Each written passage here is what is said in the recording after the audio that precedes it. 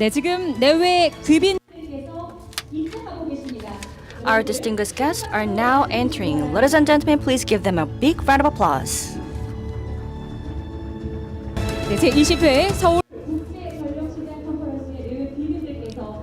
Now, our distinguished guests to the 20th Seoul International Conference on Electricity Market are now entering.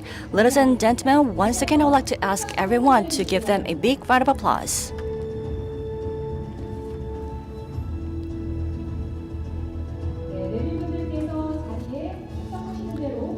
As soon as they take the seat, we will soon begin this conference.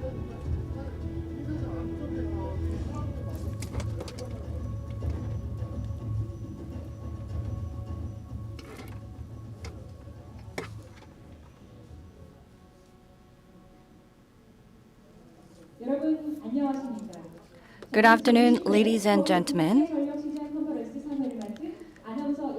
I'm Yang Ji-eun, your MC, hosting the 20th Seoul International Conference on Electricity Market.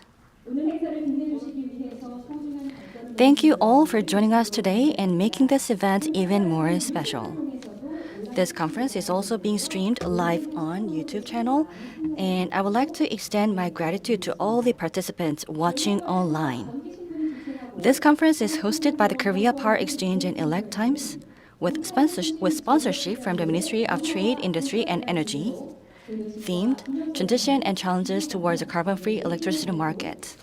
This event will feature an opening ceremony, celebration event, keynote speech, 4 presentations, and panel discussion. In the lobby, you can find the exhibition walls showcasing the achievements of the Korea Power Exchange's 20th anniversary and Elect Times' 60th anniversary, along with a technology exhibition by small and medium enterprises. We encourage your interest and support. Without further ado, let us begin the opening ceremony of 20th Seoul International Conference on Electricity Market.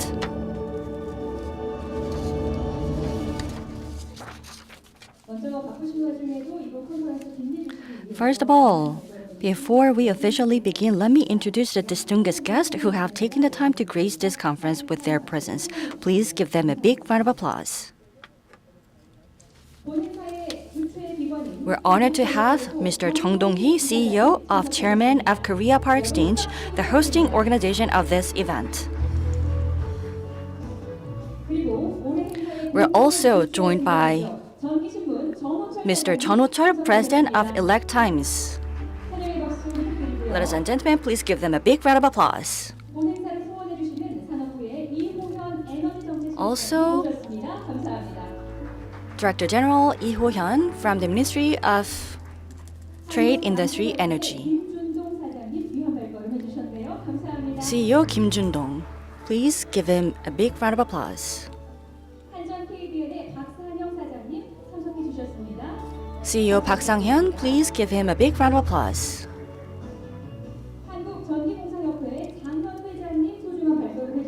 President Chang Hyun-woo from Korea Electrical Contractors Association. Chairman Baek Nam-gil from Electric Contractors Financial Cooperative. Chairman Lee Hyung-ju from Electrical Industry Research Institute of Korea.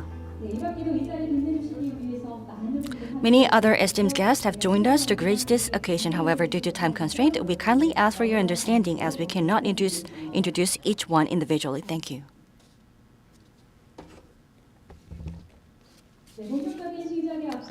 Before we officially begin, we will watch the theme video of the 20th SICEM for sustainable energy and carbon-free electricity market. We prepared this theme video.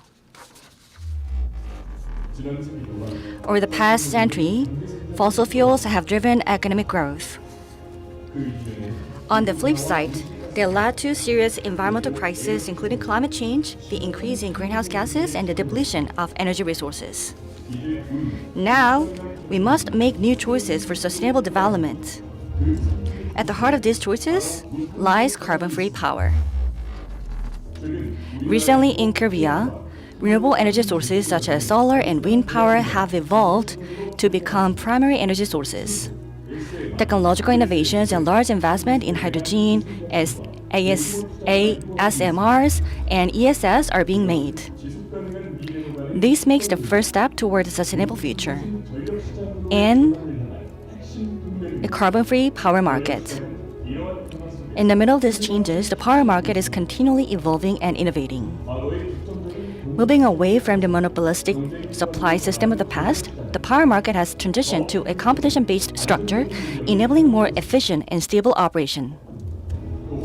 Additionally, through international cooperation, power grids are being interconnected, expanding the boundaries of the power industry into new horizons. However, the expansion of carbon-free power brings new challenges and tasks to address. In this process, international cooperation is essential. The 2023 COP28, where agreements were made to end fossil fuels and expand renewable energy. In October 2024, with the participation of Korea, Japan, UAE, the Czech Republic, IEA, CFE Global Task was officially launched. Such efforts by individual countries are paving the way for the future of a carbon-free power market, enabling more stable and sustainable power grids. And now, Korea stands at the center of global cooperation. As the chair country of the World Association of the Very Large Power Grid Operators in 2025, Korea worked with the global leading power grid operators to accelerate the transition to carbon-free energy for a new energy future. Our journey is not merely about transitioning energy sources, but about designing a sustainable path for the planet and future generations built on accumulated experience and meticulous preparation. This year's SICEM, celebrating its 20th anniversary, is held in cooperation with Elect Times, dedicating 60 years to accurate and principled journalism for Korea's power industry. This event seeks to explore the future of the power market in the process of expanding carbon-free power sources through in-depth discussions on sustainable energy transition and will serve as a pivotal platform for opening a new era of energy.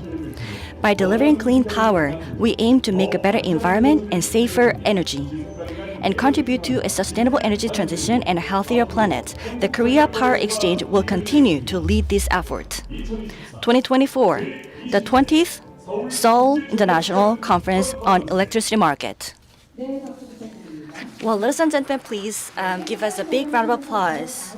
Through clean power, we want to make a better environment and safer energy for a sustainable future and healthier planet. This was very resonating with me. So through this conference, I hope we can collect some wisdom and we can put our heads together.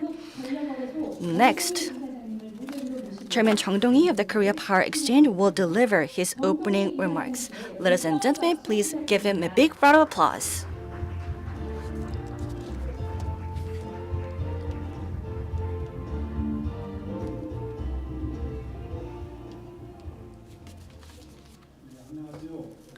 Good afternoon, everyone. As introduced, my name is Chung Dong-hee, the chairman of the Korea Power Exchange. The weather is a bit chilly, but the sky is clear, although you might be very busy at the end of this year. So thank you, everyone, for attending this conference out of your busy schedules. I'd like to introduce our special guest. First of all, I'd like to thank Chairman Lee Chul-gyu of Trade, Industry, Energy, SMEs, and Startups Committee for his remarks through video. And also, out of his busy schedules, our Director General Lee Ho-hyun from the Ministry of Trade, Industry, and Energy is attending this conference here. And also, our co-hosting organization, President Chun Ho-chul of Elect Times, is here to celebrate its 20th anniversary this year.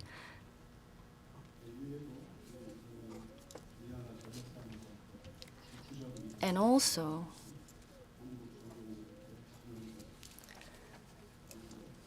President Chang Hyun-woo and President Kim Jun-dong, President Park Sang-young are also attending this conference to grace this event.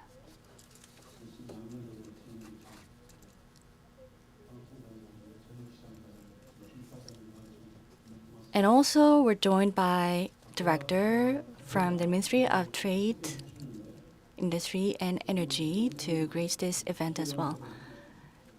And also, we're joined by Chairman S.R. Narasimhan of GO15, the World Association of the Very Large Power Grid Operators, and CEO of Grid India for his keynote speech through video.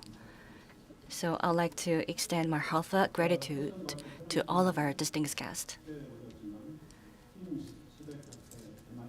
We're joined by Senior Director Team Sitakate from MIT and Senior Director Carson Shu at FDI Consulting and Professor Kim Jin-soo and General Manager Nobuyuki Ryu of TEPCO Japan, Professor Chun Woo-young of Jeonnam University, Professor Kim Jip of the Korea Institute of Energy Technology, and Editor-in-Chief Yoo Hee-duk of the Leg Times. Thank you all for joining us here.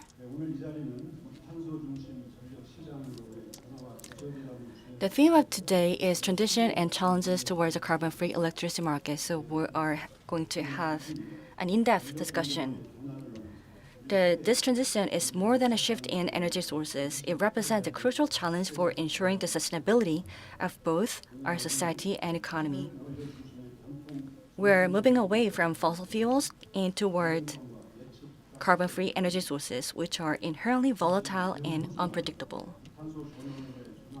However, this transition is meticulously prepared and planned. To respond to climate crisis and for a sustainable future, this is a necessary step. Renewable energy sources are highly dependent on weather and seasonal conditions, making it more challenging to maintain power system reliability. As renewables continue to grow, they have introduced increased uncertainties in demand forecasting. For example, the number of renewable output controls required to maintain grid reliability has risen to 2 in 2023 to 23 as of November 2024. Additionally, intraday electricity demand variations have exceeded 20 gigawatt.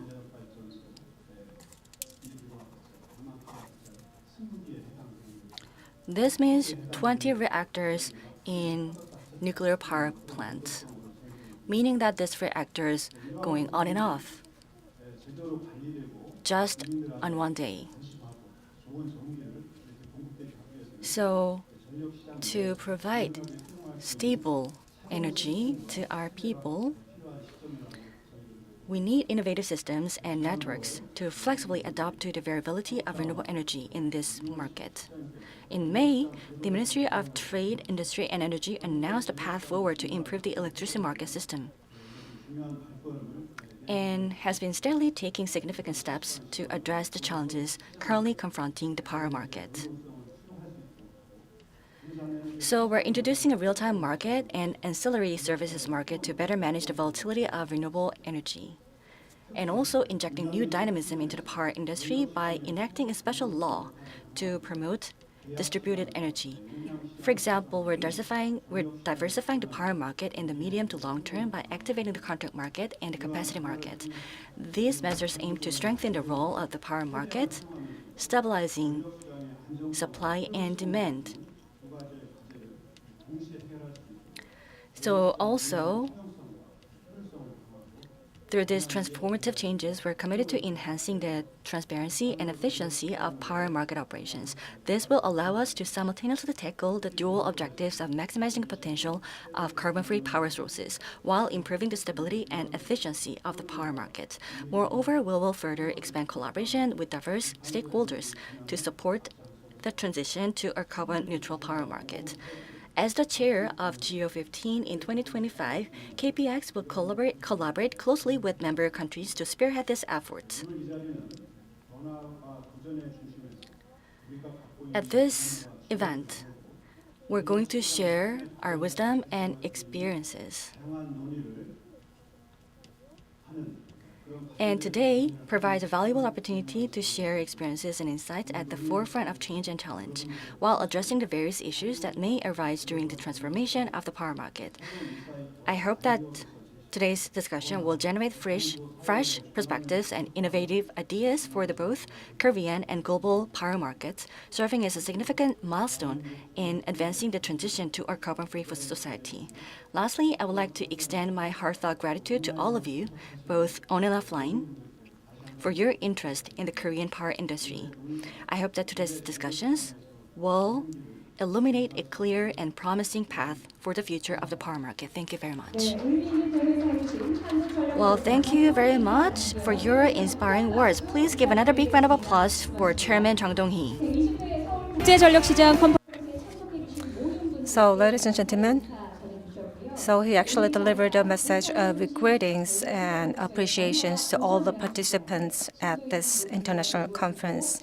And he also shared his hope to make this conference and venue more meaningful and productive.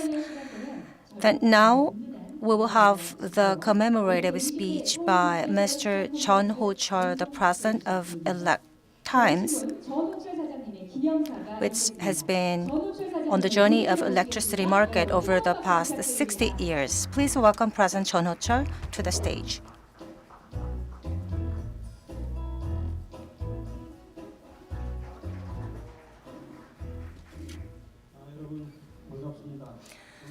Good morning, ladies and gentlemen. I am Chun Ho-chul, the president of Elect Times. So I would like to sincerely welcome Director Lee Ho-yeon of the Ministry of Trade, Industry and Energy, and the President Kim Jun-dong of Korea Midland Power, President Park Sang-hyung of KEPCO KDN, Chairman Chang Hyun-woo of the Korea Electrical Contractors Association, Director Peng Nam-gil of the Electrical Contractors Mutual Aid Association, as well as all domestic and international presenters and attendees here today, who have joined us to celebrate the 20th Seoul International Electricity Market Conference and the 60th anniversary of Elect Times. Well, we invited all the politicians of ruling and opposition parties all together, but due to some urgent commitment, they couldn't make it today. I would also highlight the global energy industry is undergoing a major transformation to address the rapidly evolving climate crisis.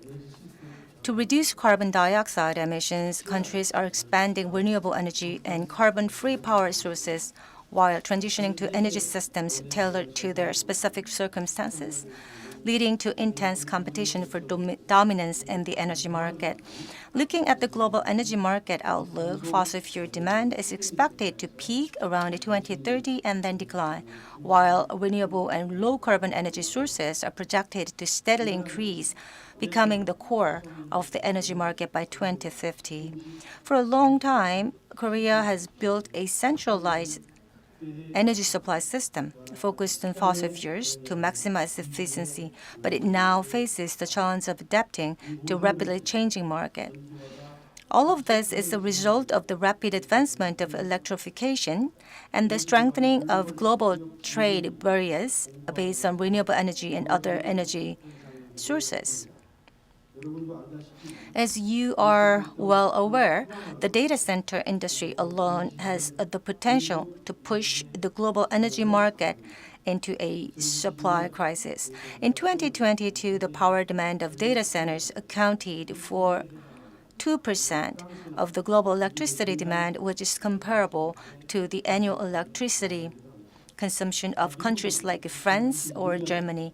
The United States projects that by 2026, data centers will account for 6% of the country's total electricity demand. In our case, the demand for new data centers is expected to reach 732 by 2029. Through the theme of this conference, a transition and challenges towards a carbon-free electricity market, I kindly ask domestic and international experts for a thorough analysis of the realities we face and insightful opinions on the future direction of our country's energy industry. This year, as Elect New Times celebrates its 60th anniversary, We pledge to prepare for a new future that aligns with the evolving energy industry and power market, standing for national interests and the welfare of the people. We will strive to lead the transformation of the energy sector. As Elect Times has grown to this point, thanks to your interest and participation, I kindly ask for your continued affection and support on our journey for the following 6 decades. Thank you so much once again for your being with us today. And I wish you and your family a great success and happiness. Thank you so much. Thank you so much. He also shared his analysis and insight about the current situations of electricity market. Ladies and gentlemen, please give him another big round of applause. So amidst of the flood of the media and information, the Elect Times has been striving to deliver a clear messages to the public.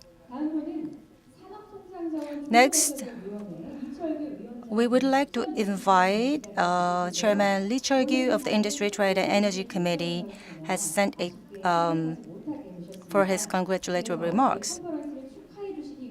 He sent us a letter of congratulations.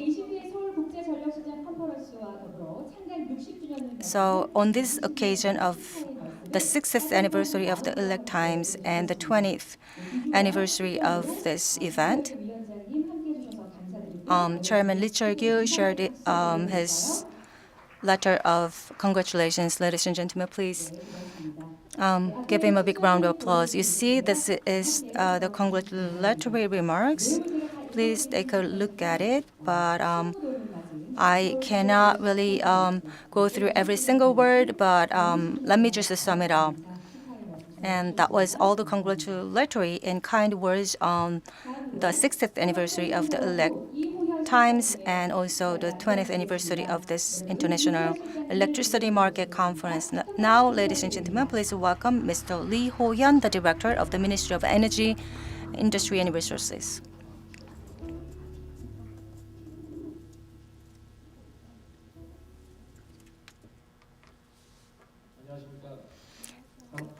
Good afternoon, ladies and gentlemen. I am Lee Ho-hyun, Director General of the Energy Policy Bureau at the Ministry of Trade, Industry and Energy.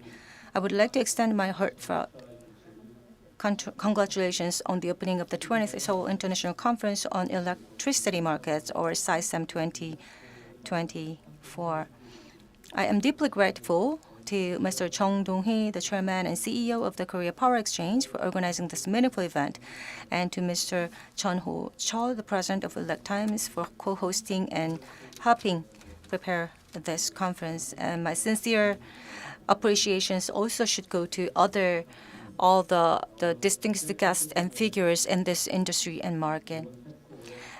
My sincere appreciation also goes to Mr. Carson Shu from FTI Consulting and Mr. Nobuyuki Ryu from Japan's TEPCO, Professor Jin-soo Kim from Hanyang University, and other distinguished experts who are presenting and participating in the discussions today. Finally, I thank all attendees for gracing us with your presence despite your busy schedule. Today's event celebrates not only SICEM's 20th anniversary, but also the 60th anniversary of Elect Times. I would like to express my gratitude to Elect Times for being a steadfast partner in Korea's power industry over the decades. Our power industry and its ecosystem have undergone significant changes during this time. In 1964, the year Elect Times was first published, Korea conducted its first ever unrestricted power transmission following the liberation era, a milestone achieved through the tireless efforts of many individuals who overcame a shortage of power plants.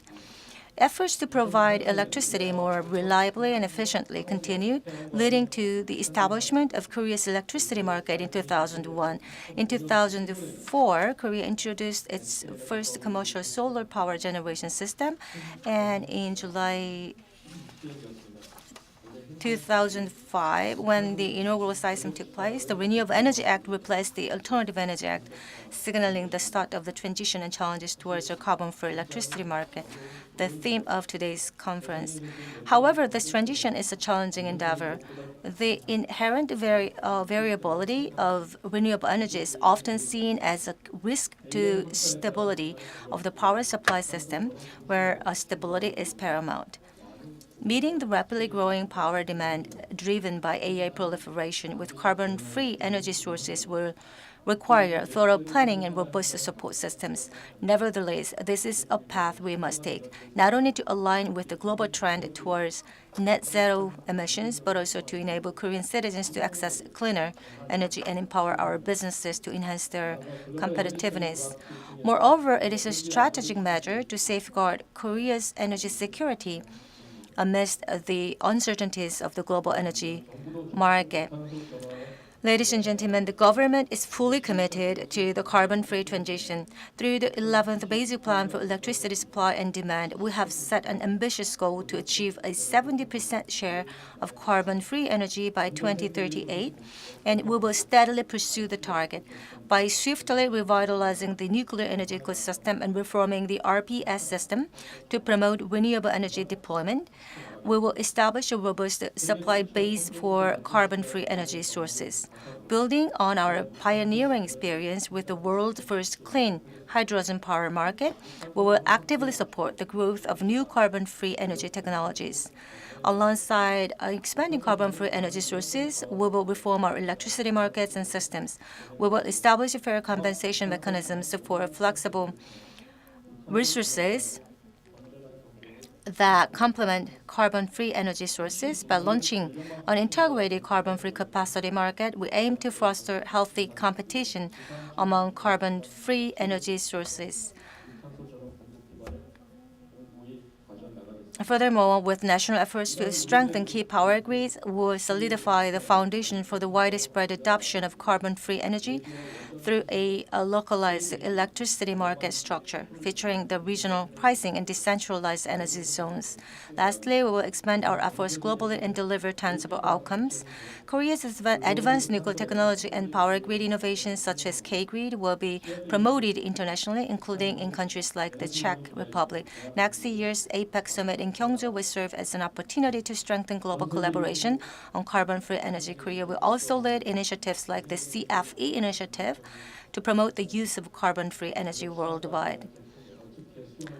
So how to accept in renewable energy is one of the most key issues that we have to address altogether at the international level. This is not just confined to the concerns and opportunities of the Korean market, I believe. The variability of the renewable energy should be responded well, and we have been thinking of how we can respond to it, and then flexible resources and flexible economic approaches should be needed to address such issues. And so far, the Republic of Korea has focused on centralized power system, but we have to bring about decentralized power system for the match of the supply and demand. So all the generation and power generations, including nuclear power plants, have to be more flexible. To that end, we have to encourage them to be equipped with more flexible systems and facilities. And also the volatility and fluctuations of renewable energy sources should be also projected and forecast. So we need such a system. And with electrification, the demand might be changing, and it really depends on the weather and the need for electricity. So the electricity market has to be more flexible and accommodative to keep up with the market demands and the volatility. And we need a system that electricity can be sourced immediately when it is needed. In this respect, the electricity grid and electronic grids of the current ones have to be improved, and there are some delays in constructing the electricity grid. But expansion of the grid is not enough. We have to make them optimized, and we have to adapt them to more flexible environment. Altogether, I want to highlight that we are faced with challenges. So in any challenging endeavor, one of the most crucial elements is teamwork, regardless of nationality. Everyone attending today's event shares an interest in Korea's electricity market and has the potential to grow alongside us as an invaluable partners. As we embark on the long journey of transformation and challenges toward a carbon-free electricity market, I kindly ask for your continued interest and collective wisdom. Thank you. Ladies and gentlemen, please give him another big round of applause. It was really insightful message and congratulatory remarks. He also highlights the need of the policies for the transition and challenges towards a carbon-free electricity market. And now we would like to have a ceremony to celebrate the 20th anniversary of the International Conference on the Electricity Market and the 60th anniversary of the Elect Times. Now, we are going to have the ceremony of the rice cake cutting.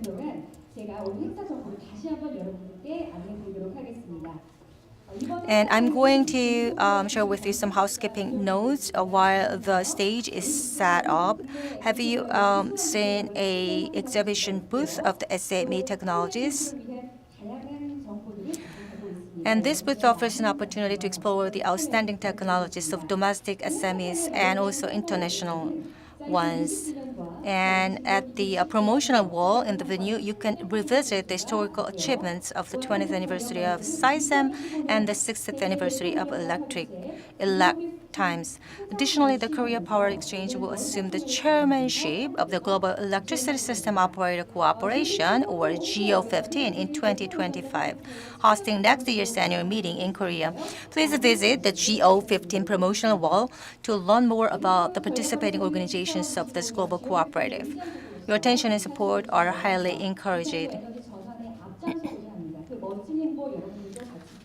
So,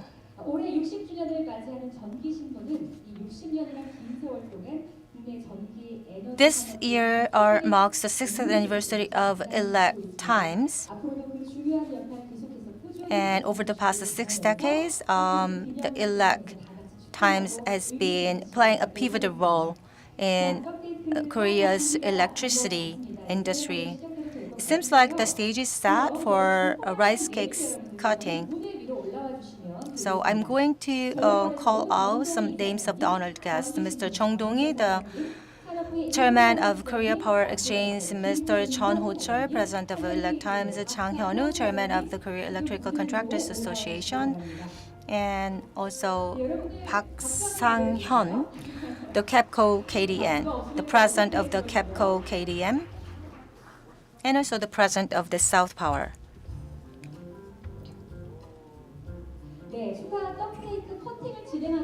Okay, before cutting the rice cake, let us proceed with the photo session. First, look at the camera in front of you, and if I say 1, 2, 3, then at a point of 3, just, please smile brightly at the camera. 1, 2, 3. Okay, is it done? Sure. Now let's proceed with the cake cutting. The distinguished guests on the stage, please hold the knife. Well, the cake is really large and the knife is also very big and large as well. So we're gonna cut the cake. All together, we have to shout. when I say start, you say 1, 2, 3. Okay? 이렇게 셋까지 세고 커팅해 주세요 하면 And I would say 1, 2, 3, cut. So all together 뜻과 입을 모아 보겠습니다. on the 볼게요. with 1, 하나, 1, 둘, 2, 셋. 3, 커팅해 주세요. cut.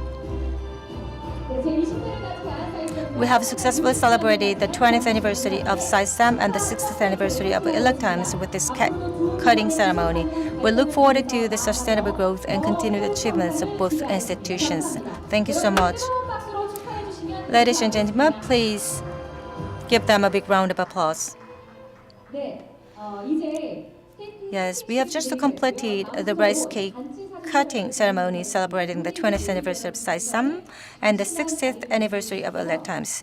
Next, we will proceed with the group photo session. Honored guests on stage, please remain in your positions. Speakers and panel discussion participants, kindly move to the front of the stage. I'm going to call the names. Kim Nam-hyung, Mr. Kim Nam-hyung, and In Sung-chol, and Kim Byung-soo, Mr. Park Hyo-seo, and all the panelists and presenters, please come up to the stage for group photo session.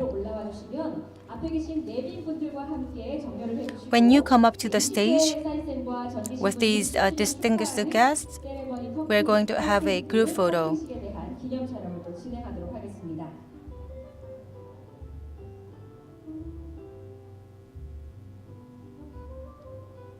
네, 정렬이 되는 대로 사진 촬영 진행하겠습니다. Okay, once everything is set, we're going to take a photo. 축하하는 자리니까요. Well, this is a venue for celebration, so we need to smile brightly, 미소 지어주시고요. 그리고 not an awkward one. And it seems like we have many 안경을 쓰고 계시면 했을 때 glasses 빛이 난다고 on their eyes, but because of the lights, 잘 보이지 않게 되니까요. 살짝 고개를 숙여주시면 once you if you have if you are wearing glasses, then there should be some reflections, so it would be better for you to bend your head a little bit. 1, 2, 3. 네, 한 번 더 촬영하겠습니다. One more time. 이번에는 좀 포즈를 바꿔볼까 봐요. Maybe we can just change the pose. 손하트 어떠신가요? Because K 하트 okay, 아시죠? K 하트. you know the K heart, you can just make a little finger heart. 주시고요. 다시 하나, So smile brightly. 1, 2, 3. 촬영하겠습니다. 네, 촬영 마무리됐습니다. Okay, the group photo session is now complete. 앞에 계신 내비분들과 모든 분들 자리로 돌아가 주시면 되겠습니다. Okay, so 청취자 여러분들 협조해 you can 주시면 return back to your seat. 컨퍼런스 프로그램도 And thank you so much for 마무리됩니다. being with us. 네, 다시 한번 And we expect your active engagement. 주니어들 축하드리면서 Once again, congratulations to SICEM on its 20th anniversary and to Electimes on its 60th anniversary. Yes, everyone has returned back to their seats. And we are going to set the stage once again. And with that, the opening ceremony is complete. 이어서 바로 기조 강연을 시작. Now we would like to invite the keynote speaker. Before we start this keynote speech, I would like to give you some announcement. This event is live streamed on YouTube channel and simultaneous interpretation is available. Channel 1 for Korean, 2 for English, and 3 for Japanese. 이번 순서는 올해 컨퍼런스의 주요 메시지를 담은 기조 강연인데요. Well, now I would like to invite the Chairman and Managing Director of Grid Controller of India Limited, Mr. S.R. Narasimhan, who will speak about reimagining electricity market, pillars of reliability, efficiency, and decarbonization.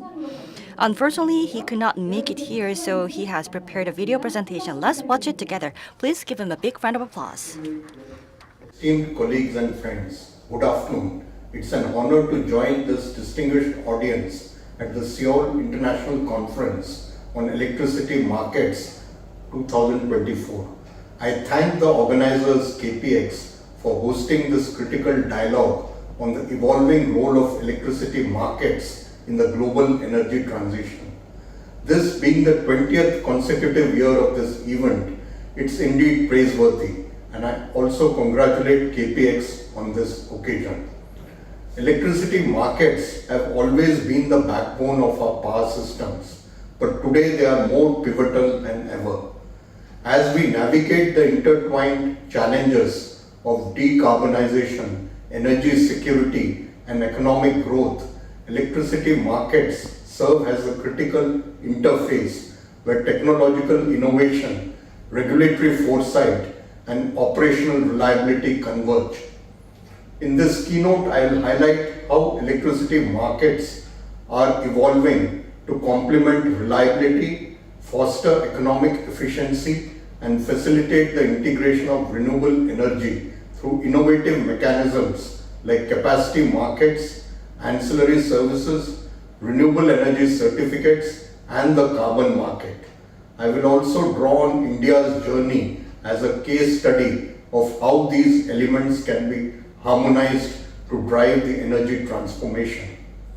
So coming to the electricity markets as the pillars of reliability and economy, at their core, electricity markets must fulfill two foundational goals: ensuring reliability and optimizing economic efficiency. The reliability of our power systems is non-negotiable, especially in the face of increasing penetration of variable renewable energy and the growing demand for electrification. Complementing this is the imperative of economic efficiency, where markets enable transparent price discovery and optimal resource utilization. These should ultimately translate to affordability as far as the consumer is concerned. Coming to the reliability through capacity markets. Capacity markets are a key mechanism to secure grid reliability by ensuring that adequate generation capacity is always available to meet demand for each of the 8,760 hours in a year. These markets incentivize investments in flexible and dispatchable generation resources, energy storage systems, and demand-side management. Optimal capacity expansion exercises factoring the renewable energy targets is one of the starting points for this exercise. India is exploring capacity adequacy frameworks that balance long-term investments with real-time reliability. This approach recognizes that reliability is not just about maintaining the lights today, but also ensuring a sustainable energy future. In a federal framework such as that in India, harmonizing practices across the states and integrating the state-level exercises at the national level is the key. Economic efficiency through energy markets. Energy markets with their transparent and competitive structures are critical for optimizing the dispatch of resources. India launched the day-ahead market in 2008. Faster markets closer to the dispatch interval is essential for renewable energy integration.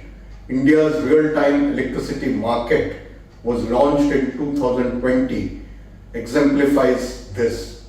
By enabling trading at 15-minute intervals an hour before dispatch, RTM enhances system flexibility, facilitates renewable integration, and empowers participants to respond dynamically to market signals.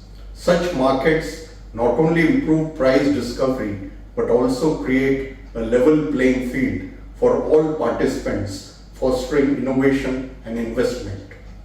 Essential reliability services through ancillary services markets. To maintain grid stability amid the growing share of variable renewable energy, ancillary services markets have emerged as indispensable. These markets support critical grid functions like frequency regulation, voltage control, and black start capabilities. India's ancillary services market is evolving rapidly with a focus on incentivizing flexible generation and storage technologies to maintain grid reliability. This complements our efforts to integrate over 500 gigawatt of non-fossil fuel capacity by 2030. Currently, only the tertiary reserves ancillary market for frequency control exists since June 2023. Primary reserves are mandated through grid codes, while secondary reserves are administered by the regulator but open for any resource to take part. Facilitating decarbonization through renewable energy certificates and carbon markets. Decarbonization is the defining challenge of our times, and markets are indispensable tools to achieve it. Mechanisms like renewable energy certificates and the carbon market play a crucial role in aligning economic incentives with environmental goals. Renewable energy certificates provide a market-based solution for promoting renewable energy adoption by enabling entities to meet their renewable purchase obligations without physically procuring renewable power. In India, RECs have been instrumental in fostering renewable energy integration, particularly for entities with constrained access to green energy. The carbon market. The launch of India's carbon market shortly is expected to be a game changer in aligning emissions reduction targets with market mechanisms. By pricing carbon emissions, this market incentivizes low carbon technologies and enables a transition to cleaner energy systems. Carbon markets, when integrated with energy and ancillary services market, can drive a holistic approach to decarbonization. These reforms are underpinned by our broader energy transition goals, including achieving net zero by 2070 and deploying 500 gigawatt of non-fossil fuel capacity by 2030. Global collaboration, the path forward. The challenges we face are not isolated, they are deeply interconnected. International collaboration is therefore indispensable. Initiatives like One Sun, One World, One Grid highlight the potential of integrated grids and markets in sharing resources and managing variability. Regional electricity markets, particularly in Asia, holds immense promise. By facilitating cross-border trade and cooperation, they can unlock new efficiencies and accelerate decarbonization. Let us leverage forums like this to strengthen these collaborative efforts. As we look ahead, the role of electricity markets will only grow in significance. They are not just platforms for trading electricity, they are enablers of innovation, resilience, and equity. From capacity markets that secure reliability to energy markets that drive efficiency, from ancillary services that stabilize grids to carbon markets that incentivize sustainability, electricity markets are central to the energy systems of tomorrow. Let us seize this moment to reimagine electricity markets as tools for a just, inclusive, and sustainable energy future. Together we can shape a resilient global power system that not only meets today's needs but also inspires future generations. Thank you, and I look forward to the insights and discussions that this esteemed gathering will bring. 네, 기조 강연 준비해 주신 SR 나라 Well, thank you very much, Mr. SR Narasimhan, for your keynote speech. He has congratulated the 20th year of SICEM, and also he mentioned about the effort towards a carbon-free electricity market and also efficient electricity market, and global efforts were highlighted in his speech. Now we will begin the first session presentation. Vice President Kim Hong-gun of Power System at KPX will speak about impact of renewable energy expansion on power system and trends of market system improvement. Please give him a warm round of applause. Good afternoon, everyone. As introduced, my name is Kim Ung-gun, Vice President of Power System at KPX. Today, I'm going to talk about trends of market system improvement. And also, I think you might be already aware of detailed information of electricity and the system. The market system improvement and the background and changes, and in terms of structural changes, I would like to give you detailed information and how they are evolving.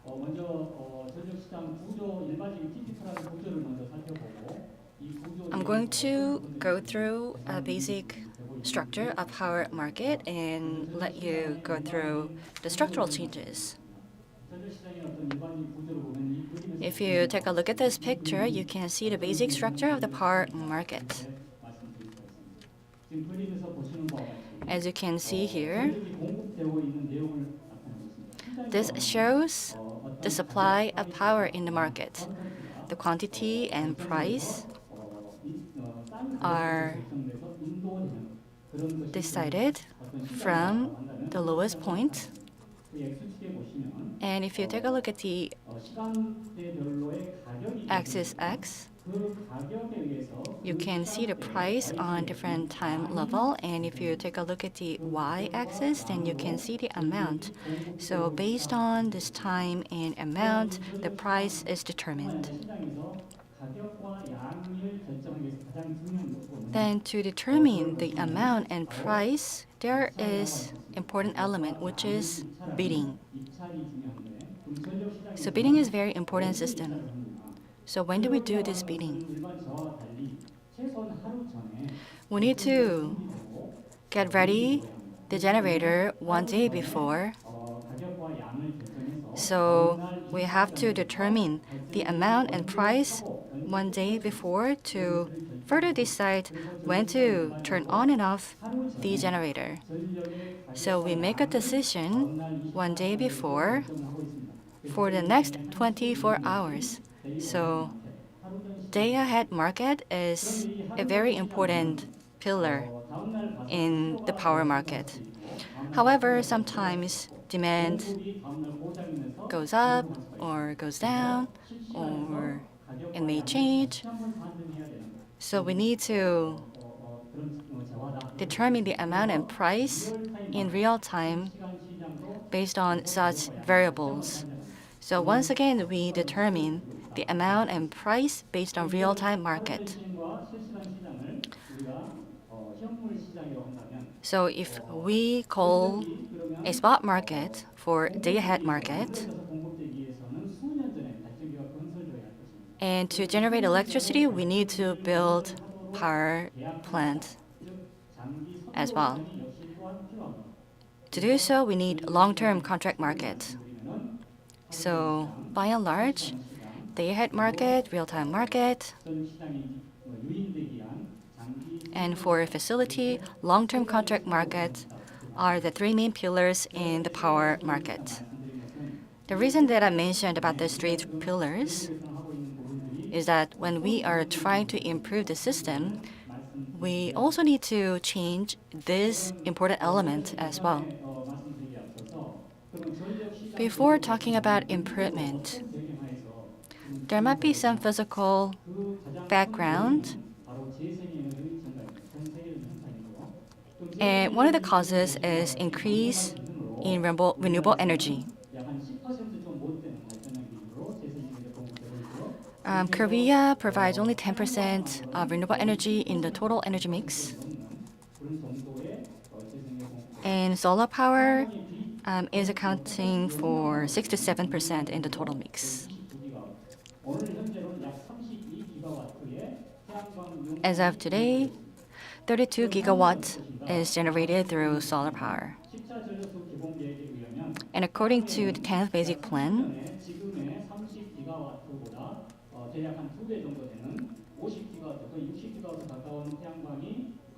solar power will generate double the amount of the amount today. And according to the 11th basic plan, the amount of electricity generated by PV will also increase. As you can see on the dot curve on the right bottom corner on the slide, you can see different graphs in 20, 20, and 25, and 30, and 36. And the blue color dip means solar power generation. So when the consumption is high, we can generate high amount of solar power. And yellow part and orange part are off when PV generates power. However, we need at least 1 day to turn it on and off coal power plants.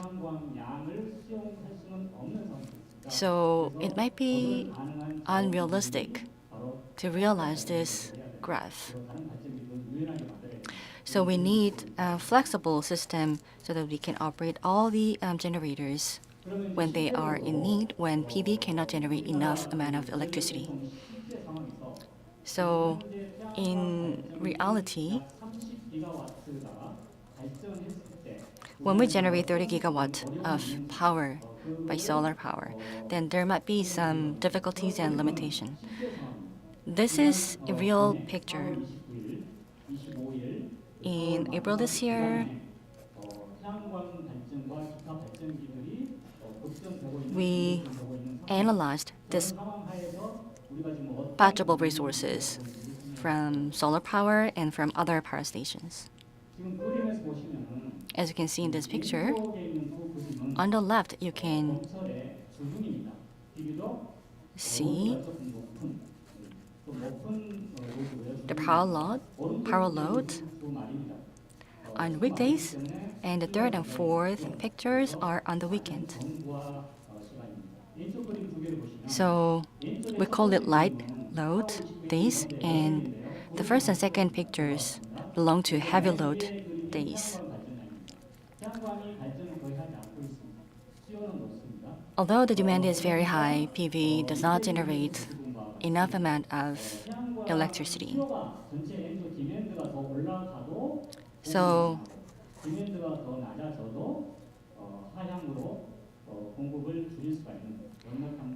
we can do upward control and downward control when the demand is higher than supply and lower than supply. And if you see the picture on April 25th, the weather was very clear, so we could receive a lot of sunlight. And even with abundant sunlight,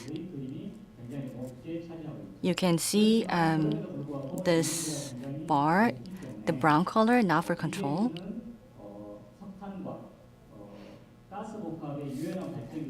And with flexibly operating coal power plant, we can have reserve power and control the power supply.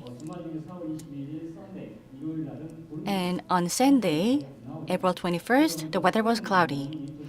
And although demand is lower, decentralized dispatchable sources was not enough. So only with LNG and coal power plants, we were able to generate power and strike the balance. And if you take a look at the last picture,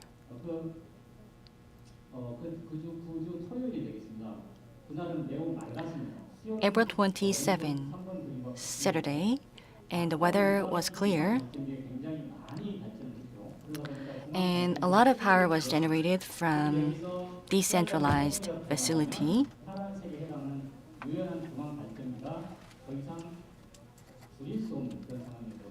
If this happens, then flexible equipment cannot generate electricity any further. And not for central facility dispatch, and the brown color is the Seoul resources for control instruction. And coal and LNG were reduced to the minimum, so we cannot reduce any further. So decentralized sources can only be controllable. So we operated emergency response team on the weekend so that we can control the amount of solar power.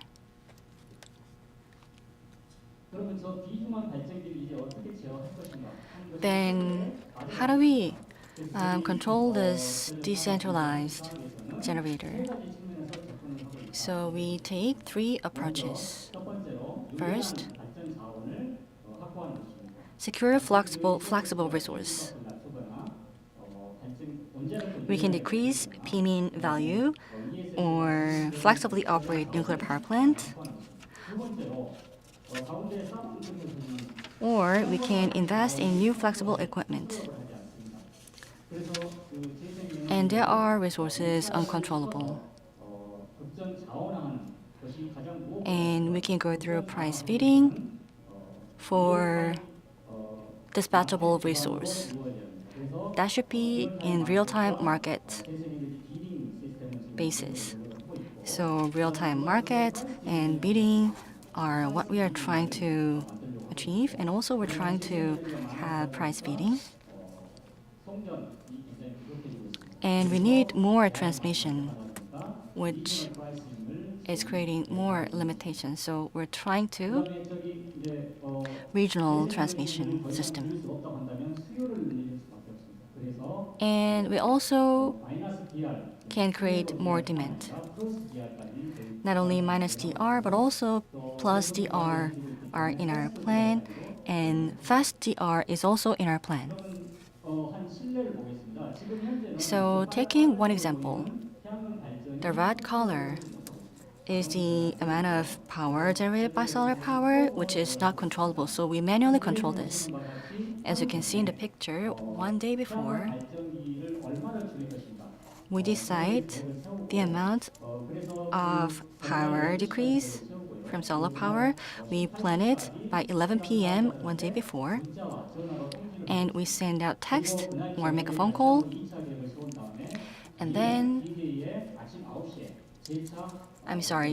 12 o'clock one day before, and then 9 p.m. we announce a second control plan.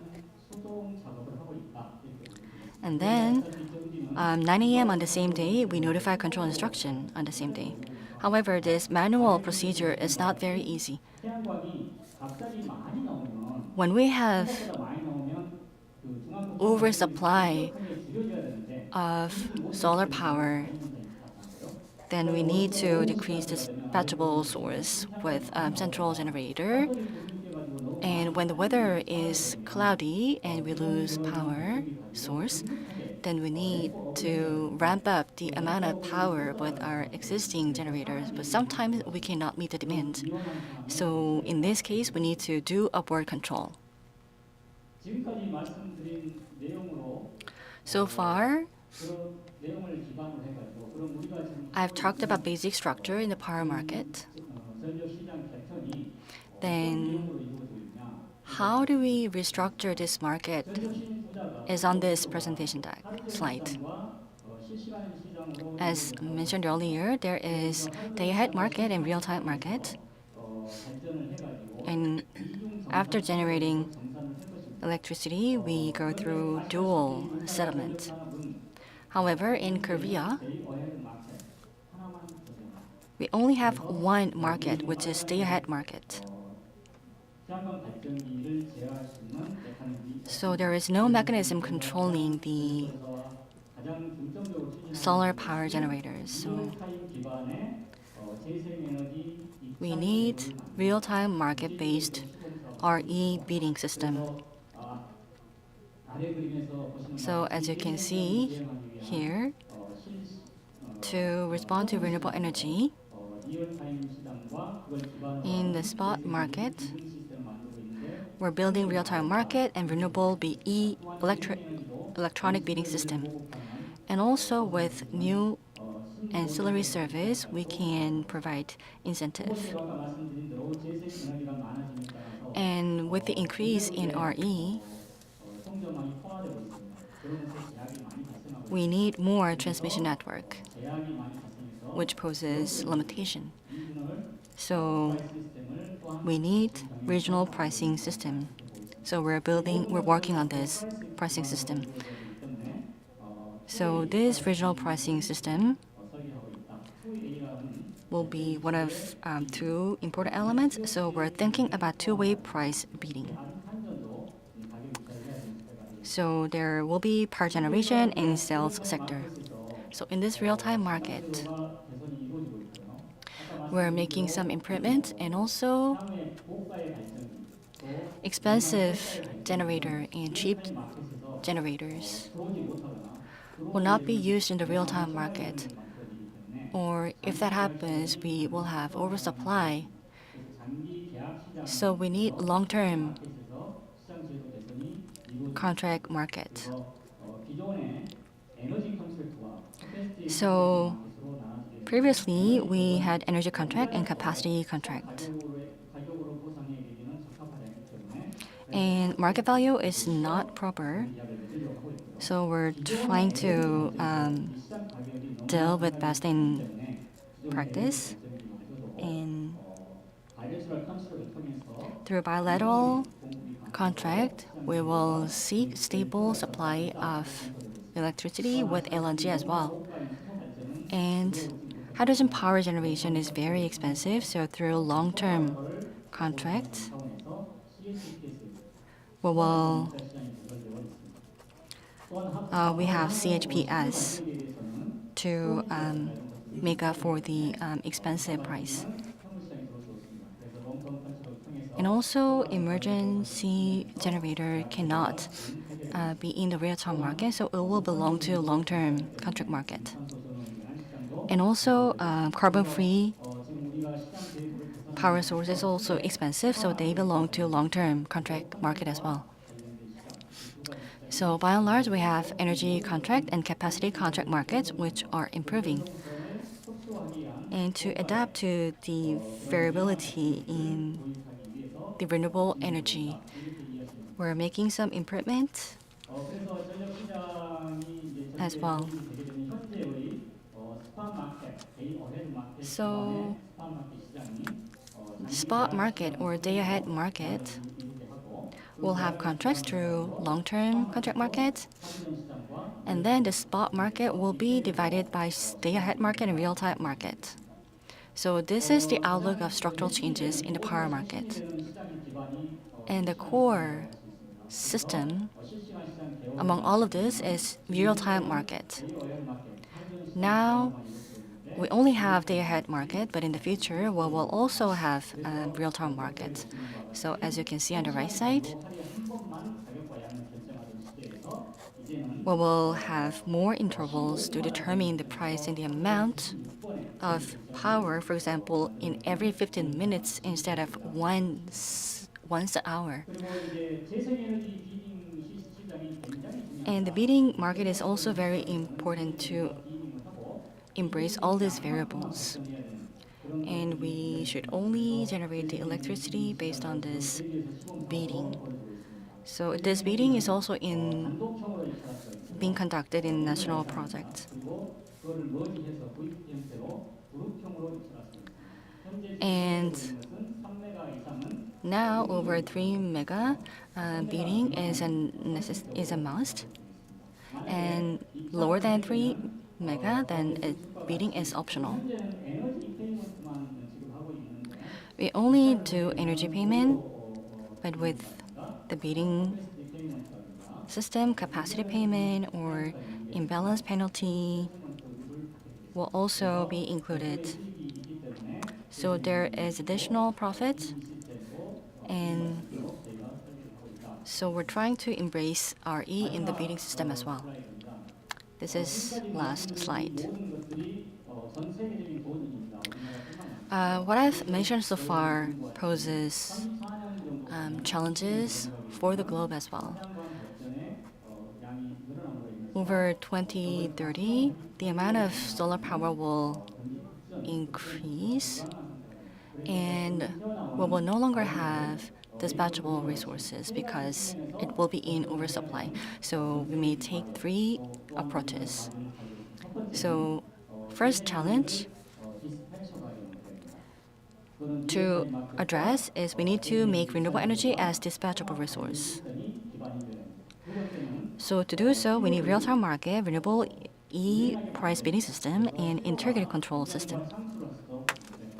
And also, we need to create and transfer demand during daytime hours with high renewable energy power generation.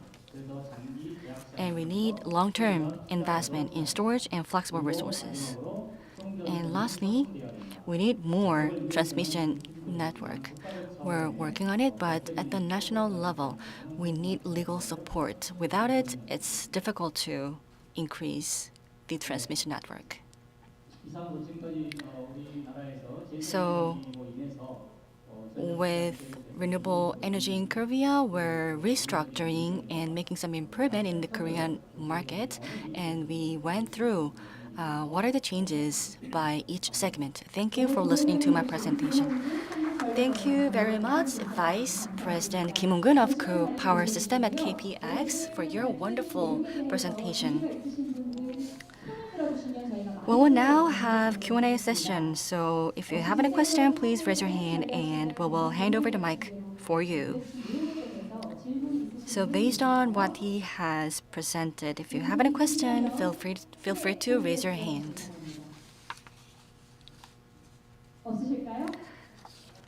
Well, if not, thank you once again, Vice President Kim Won-gun. And ladies and gentlemen, please give him a big round of applause. 감사합니다. 다음으로는 Next, we will have a joint presentation on the topic of global trends and measures to secure medium to long-term flexibility in electricity markets by Tim Stekate, Senior Director at FDI Consulting and Researcher at MIT, and Carson Xu, Senior Director at FDI Consulting. Unfortunately, Tim Stekate could not join us in person today, but he has prepared a video presentation for us. Let's watch the video first. Please give a big round of applause. Thank you very much for having me. Unfortunately, I could not be there in person, but luckily my colleague Carson Xu is there. So my name is Tim Schietkatte. I'm a Senior Director at FTI Consulting in London. I'm also a research affiliate at the MIT Energy Initiative, where I was previously based, and a part-time assistant professor at the Florence School of Regulation. And today with my colleague Carson, we'll talk to you about global trends and measures to secure mid to long-term flexibility in the electricity market, which is an extremely topical issue. So first, to set the scene, most of you might already be aware, but it's good to repeat, is that all across the globe, at least in most developed countries, there have been very ambitious carbon neutrality targets set. And those targets basically imply a strategy of those countries that consists out of two parts. First, it means electrify as much as you can. On the right, you can see graphs from the International Energy Agency, the electrification expected in buildings, transport, and industry. And at the same time, decarbonize the electricity grid, which means invest and install as much as possible renewables, most particularly solar and wind. On the right, you can see graphs from the United States on the capacity additions to the power system in the last couple of years. And you can see that already today, the most important capacities that are added to the grid are wind and solar resources, as well more recently batteries, so lithium-ion batteries. So what we'll talk about today is three challenges that come with the decarbonization of the power grid. First, we'll highlight power prices, which indicate or signal that need for flexibility, but also show how uncertainty has been increasing. Second, the role of capacity remuneration mechanisms, which are basically mechanisms that act as complements to electricity wholesale markets in order to stimulate new investment into flexible and firm capacity or avoid capacity that could be valuable to exit the market. Third, we'll talk about the need to increasingly reflect networks into or network constraints into the electricity market in order to give indications of where to invest in those firm or flexible resources. and how to operate them most efficiently, because investing into those resources is not enough. You also need to operate them as efficiently as possible, and that's what you do with a proper electricity market design. So first, power prices. So all across the world, where we see renewables increasing, we see important impacts onto power prices. Here you can see three dynamics and three examples from across the globe. First example is that power price volatility or the volatility of power price patterns increases massively. This is an example from Australia, where you can see during noon prices are very low. In the evening, prices get very high. This is the same in California, in Spain, all across the globe, with more and more renewables, but also with more wind, which basically shows the value of being very flexible in your consumption and being flexible in your generation, basically being there when the system needs you the most, meaning early evenings in those systems. What you can also see is scarcity prices in Texas. That's the middle graph. So in those highly renewable systems, prices are often very low, but sometimes prices are spiking. They're really, really high. And during those moments is when the system is stressed. There's not enough capacity while there is a high demand. So a lot of those flexible resources, basically they will earn their revenues only, or at least a large part of their revenues, only in a few hours when they really need it, which is something that complicates the business case. So even though they're very valuable, it becomes a very risky investment. On the third graph, what you can see is the amount of very low or even negative priced hours. So last year in many European countries, more than 100 of hours prices were actually negative when you have an excess of production that is not met with enough demand, which shows a lack of sort of demand response. It also shows an actual mismatch of renewable supply and generation, which creates issues with business cases, for example, for baseload. Because baseload, for example, nuclear, they cannot switch off, and then they have to pay those very negative prices just to remain generating, which of course creates issues. So all this prices, what it shows is flexibility is increasingly required, but uncertainty is also very much increased, which creates issues with investment. And that's why you see the growth of capacity remuneration mechanisms to sort of complement the electricity wholesale revenues and make sure we have enough investment into the capacity that we need. So what it basically means in practice is often it's a system operator or a government who looks ahead 3 or 4 years and thinks, will I have enough investment into power generation or storage to meet my expected demand? And if not, I will organize capacity market to make sure that I will have that investment or that enough installed of capacity. In theory, for the longest time in academia, it was argued that you don't need capacity remuneration mechanisms, that there's enough revenue in the electricity wholesale market in order to stimulate investment. But as we know, in practice, electricity markets are not perfect. Sometimes the revenues are dampened, for example, by price caps or market power. But even if electricity markets are perfect or the wholesale market design is perfect, they might still be a lack of hedging instruments or counterparties to sign long-term deal with. So there are certain issues with uncertainty that cannot be covered by long-term contracts. And therefore, there's an argument to have those capacity mechanisms in place that then stimulate that investment. And that is what we have seen all across the globe. Here you can see a picture of the capacity remuneration mechanisms in Europe and in the US. In the US, all the ISOs other than ERCOT, they have a capacity remuneration mechanism in place. In Europe, most of the countries, they do have a capacity remuneration mechanism, and increasingly so. That map looked a bit different a couple of years ago, so it's increasing over time. You can also see that there are specific types of capacity mechanisms. So there's a capacity market, there's capacity payments, there's capacity requirements, there's strategic reserves. They go really, really into the nitty-gritty of those or we won't go into the nitty-gritty of those designs today, but you can always write me an email or ask me a question during the Q&A. I've been working in many of those different markets. What we'll do is to just sort of exemplify 3 approaches. So there's the centralized capacity mechanism or market in the UK. What it is an auction where the system operator will set the demand, which is the required capacity it wants to see in the future in, let's say, 3 or 4 years. And then everybody will bid in that centralized auction, the ones who have existing capacity and the ones who want to build new capacity. And then that market will clear and you'll have a price that is then paid out to the resources that are awarded in that centralized auction. Of course, the value of 1 megawatt of solar is not the same, for example, than the value of 1 megawatt of gas. So there's the rating factors to account for that. So the advantages is that you can have lots of competition. It's quite transparent, but it might also be a very costly mechanism because you basically pay everybody who has available capacity. In Germany, a different approach was applied. There was a strategic reserve for the longest time, which means a procurement of a small amount of capacity, strategic capacity that otherwise would have gone out of the market or would have gone retired. But the German TSOs then pay that capacity to remain ready from when there is a certain situation. Those capacity gets called upon when there is a certain stress situation. But in normal times, that capacity is not active into the energy market. Recently, the German government has decided to introduce a new capacity mechanism that is a sort of a mix between the one that is applied in GB and the one that is applied in California. In California, there's a decentralized capacity remuneration mechanism. What that means is that at central level, the regulator decides, okay, each load serving entity has to procure capacity, 115% of its expected capacity it needs to procure. But how it does, it's up to that load serving entity, which can be different areas within California that then build their own capacity, do bilateral deals, or organize their own local auction.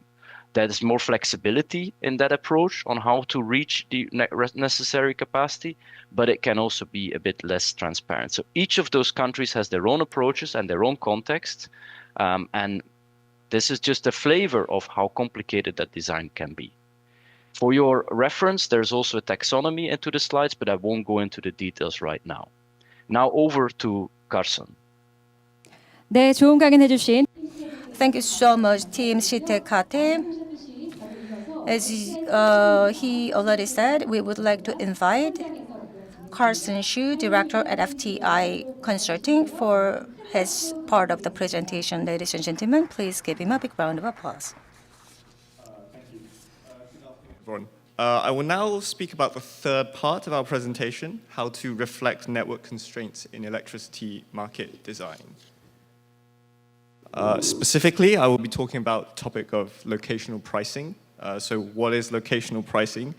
Locational pricing is about creating price areas within an electricity market where the electricity price can be different in each area. Usually, we talk about two different types. One is zonal pricing, where you have relatively large price areas, for example, 6 or 7 in a country. And nodal pricing is where you have much smaller areas, so you may have perhaps a few hundred.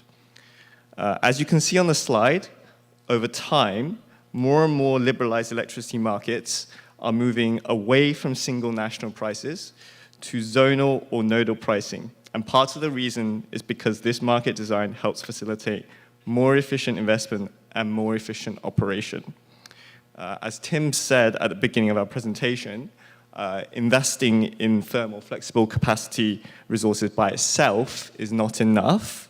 We also want to invest those resources in the right places, and we want to operate them as efficiently as possible, and the proper market design can help us to do this. I will now illustrate how this works by talking about the case study of the GB electricity market in the UK. So currently, the UK electricity system has a single national price with much more generation capacity in the north of the country, in Scotland, whilst demand is more concentrated in the south, in England and around the capital city of London. This creates pressure on the transmission network to transport electricity north to south, and does lead to a curtailment where the system operator has to pay generators to stop producing power because there are constraints on the transmission network that restrict the amount of power that can be moved around the system. Ideally, it could be more efficient for generation to be located closer to where demand is more concentrated. So in this context, the UK authorities are currently considering proposals for locational pricing. And on the left of the slide, you can see the current single market design. And you can also see in the middle the proposal for zonal markets with 7 zones. And on the right, you can see the proposal for nodal pricing with around 850 nodes. So All of these proposals are expected to have a number of effects, and they're currently being studied in great detail by the UK authorities. And I'll just give a flavor of those right now. First and most obviously, it's expected that locational pricing will lead to variations in electricity prices across the country. And this could impact, of course, customer bills and generator revenues. You can see in the slide deck, we've included some results of simulation modeling carried out by FTI Consulting. But in general, what you would expect under locational pricing is that there will be higher prices in the south and lower prices in the north compared to a market with a single national price, reflecting the supply and demand conditions around the country. So I'll just go back to the effects. So this is expected to send signals for generation to be built in different places. In general, you may expect there to be more capacity built in the southern parts of the country, where electricity prices are expected to be higher, and that could alleviate some of the current transmission constraints between north and south. This could also lead to lower costs of system operation, because of course the system operator does not have to pay generators as much to stop producing power, because the power itself is already being built and produced closer to where the demand is in the first place. This could also lead to reduced carbon emissions, because of course if renewables are curtailed less, then more demand can be served without using more carbon-intensive thermal generation, such as gas. Finally, it could also lead to better use of other flexible assets, such as interconnectors and storage. And just to give you a simple example, a more localized electricity price could send a stronger signal to a battery or an electric vehicle about when to charge or discharge according to the needs of the network where they are. So a range of potential impacts on investment signals and operation. I should mention that FTI Consulting are involved in working with the UK authorities on studying all of this, and we're happy to answer more detailed questions in the Q&A. Okay, at this point, I will stop talking about locational pricing and just say that there are actually many other topics that we could have spoken about today related to the topic of mid to long-term flexibility. We've set out some topics on this slide, but I will highlight just 3 for now. The first is interconnection between different countries' electric systems to allow for trading of electricity. This is very common in Europe, and increasingly we're seeing interest in the Asia region for the development of such projects. Secondly, I'll just mention hydrogen. There's a very lively debate around what its role will be in the energy transition all over the world, and the debate varies between countries. And finally, I'll mention distributed energy resources, and I'll just say that there are some very interesting examples. For example, Australia, where there is a large quantity of rooftop solar, but this, of course, creates its own challenges around managing the distribution network. At this point, I'll end my presentation, and I'll say thank you very much for listening. That concludes, and we're very happy to take any questions you may have. 네, 발표해 주신 Thank you so much, Mr. Carson Su. FTI 컨설팅의 두 분의 이사님이셨죠? Yes, we had 2 senior directors at FTI Consulting, and it seems like you have paid a closer attention to these 2 speakers, so you may have some questions. And then if you have any questions, please ask the questions to first Team Shitakate, followed by Carson Shu. Okay, so Team Shitakate is online. Can you hear me? Yes, I hear you perfectly. Yes. 감사합니다. Thank you for having me. Yes, thank you. 여러분들 혹시 질문 있으신 분 있으시면 Do you have any questions to Tim Shitakate or Carson Shu? If you have any questions, we are going to hand over the microphone to you. 팀 스테카테 이사님의 발표에 대해서 궁금한 Do you have any questions regarding the presentation? 없으실까요? No? 넘어갈까요? Okay, then can I move on? 네. Okay, got it. 동시 통역이 되고 있으니까요. The simultaneous interpreting is being provided, so if you have any questions, just feel free and ask the question in the language of your choice. The simultaneous translation is providing. And Senior Director Tim Shitekate is online. So, okay, over there, we are going to hand over the microphone.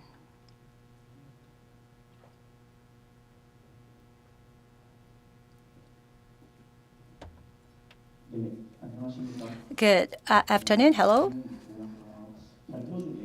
In your presentation, you mentioned the decarbonization of the electricity grid, and you actually mentioned the three challenges, and one of them is pricing.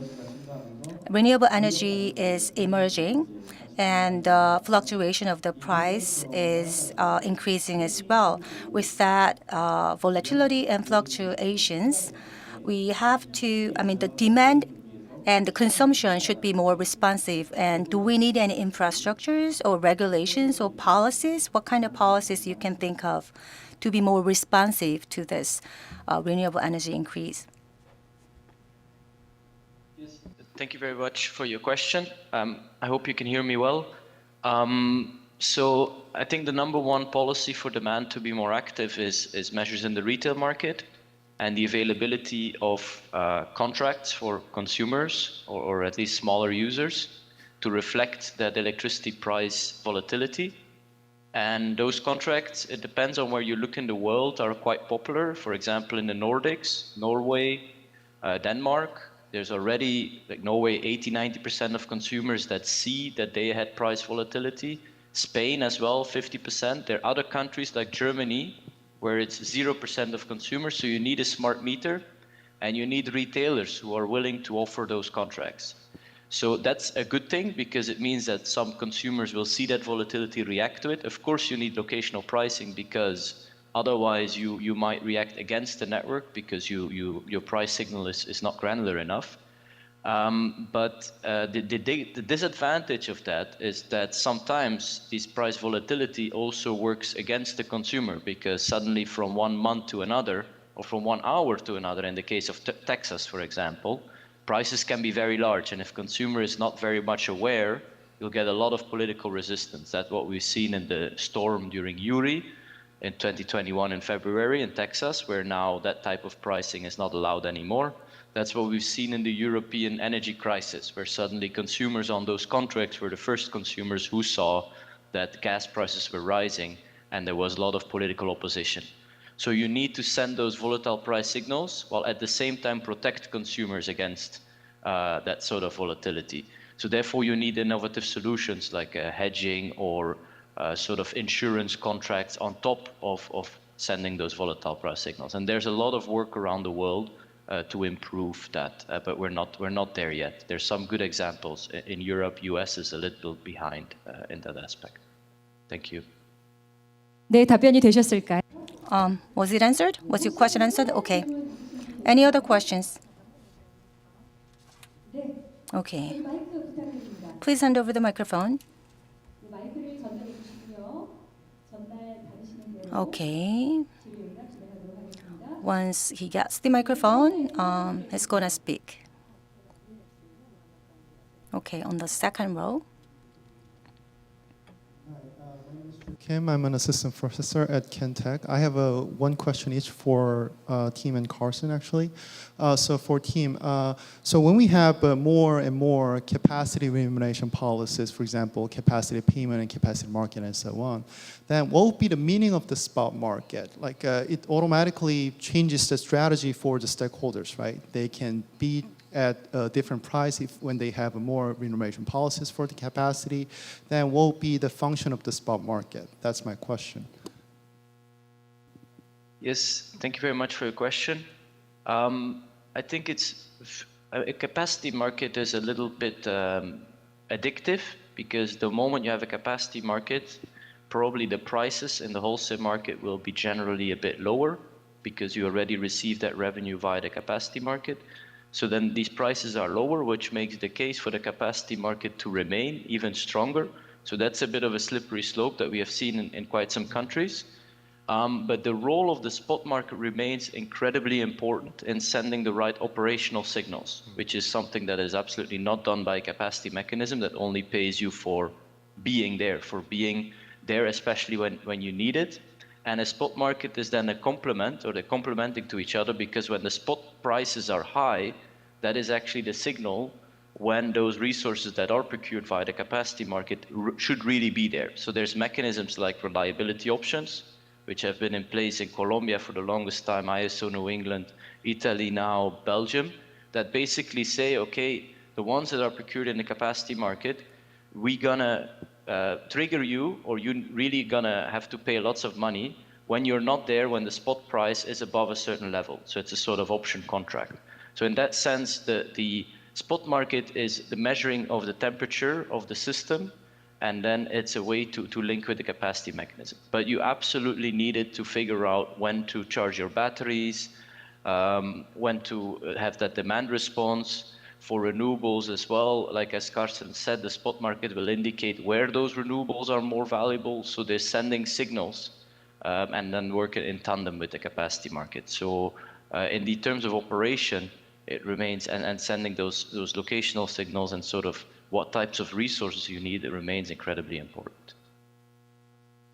Okay, thank you. And for Carsten, I'm actually having a question regarding the how to calculate how to allocate the congestion surplus in your study. So when we introduce, say, either zonal pricing or the nodal pricing, we always have this congestion surplus, right? So in your study, how do you allocate that? Do you allocate that based on the auction mechanism, just like FTR? Or do you allocate for the, say, transmission projects and so on? Like, how do you allocate that? Yeah, so I'll say a few words on that, but I'm sure Tim can jump in as well. I think in our cost-benefit analysis, we allocated it just across the whole country. We didn't necessarily do a zone-by-zone cost-benefit analysis. There are, of course, ways to do this. There are sort of economic ways, such as benefits relative to each zone, and of course there are other ways, say 50-50, right? And I think, it just depends on the assumptions you take. But primarily in our work, I think we were doing a national study, so it was less important to allocate it before zones. But happy to discuss further if that's of interest. Yeah, and then the small. Oh, sorry, go ahead. Yeah, so it's the revenue of the intra-GB congestion rents, right? So these are allocated to the load. And that's a choice, it's a policy choice, like Carsten says. You can do it differently, you can do it 50-50 or so. But all across the world, I mean, ideally the load is paying for transmission, so that income from this revenue should be allocated to the load. But there's a lot of discussion right now, is okay, when you go to locational pricing, some generators will be losing out money, especially the ones like Carsten showed in the north, they see lower prices. So there is a case to allocate part of those congestion rents, at least temporarily, to those generators to compensate them for that loss, which is basically a transfer or a temporary transfer from consumer to producers to make them agree on that policy change. That's what we call grandfathering. And it's something that also in the US has been discussed a lot when they went from their zonal systems, in some cases, like Texas and California, to the nodal systems. And one small follow-up question regarding how to set the, how to settle the market for the nodal pricing. So when we solve this SCAD problem for having the dispatch results out of it and calculate the dual fold, calculating all the pricing, how do you set the upper bound for the transmission lines? Because currently in Korea, we're also considering introducing the either zonal pricing or the nodal pricing, but one of the big issues is that how to set the upper bound. We carry out the contingency analysis, right? And then probably we can set the upper bound based on that contingency analysis, but oftentimes those contingency analysis have multiple solutions to maintain the stability, right? So I was wondering first, how to set those upper bound, and second, in what degree what information is shared among the stakeholders when all the participants need to predict the price in the nodal pricing or the zonal pricing? Yes, Carsten, do I go? So I think it's a lot easier in a nodal system that those sort of questions on how do you represent the actual physical limits of your network into the market.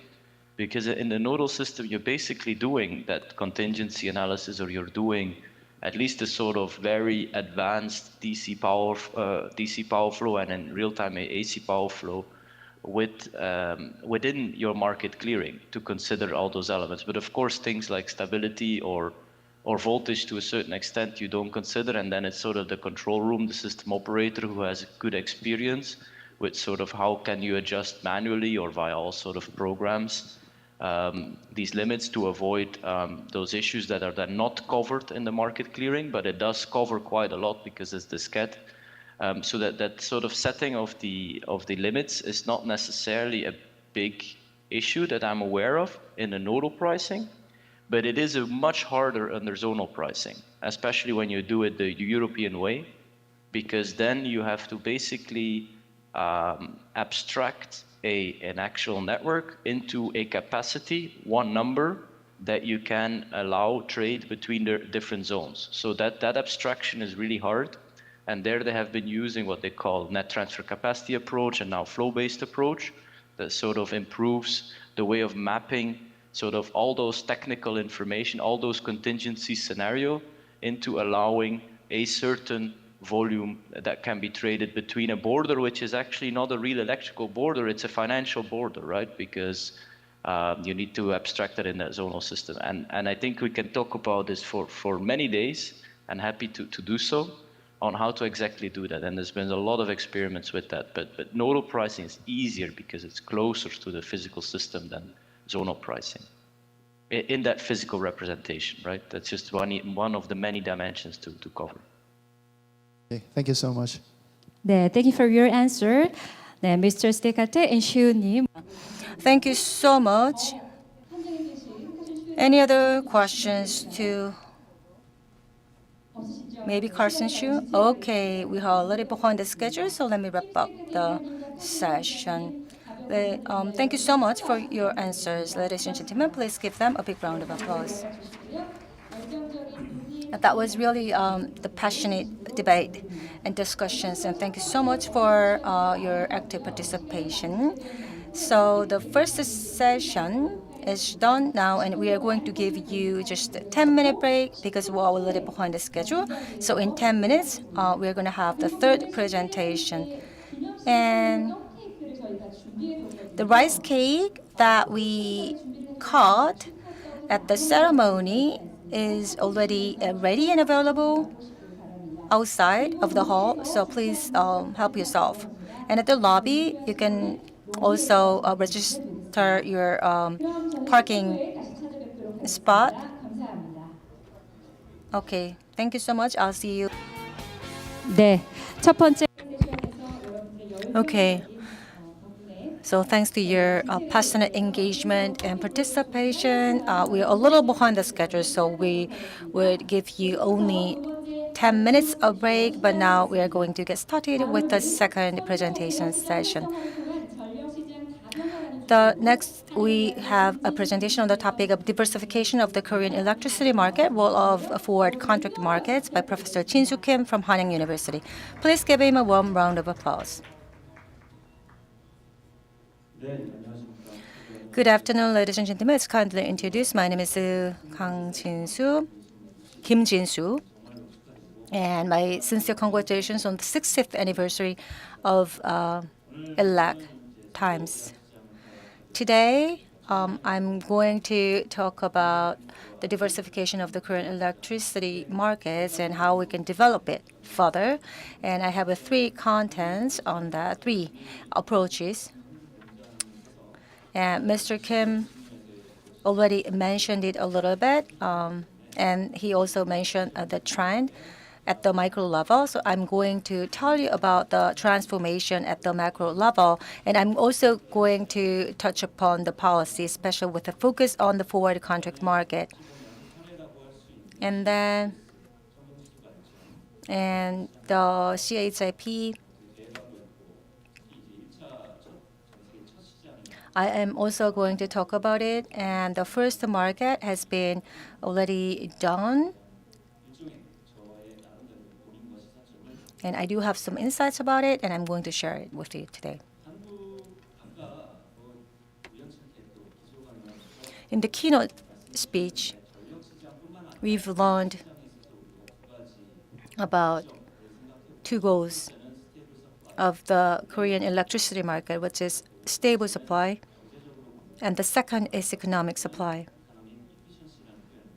Economic supply is equal to economic efficiency, and that was already mentioned in the keynote speaker.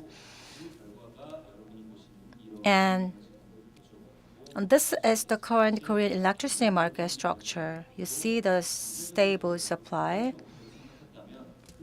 And we have set the goal of stable and economic supplies. And this is the solution that we have. And in Korea, 82% of the electricity comes from the fossil fuel. And this is KEEI's statistics. And in 2020, there should be another new statistics for the year 2023, and the 2024s will be also published this soon. The importance of electricity is very important, as you are all aware.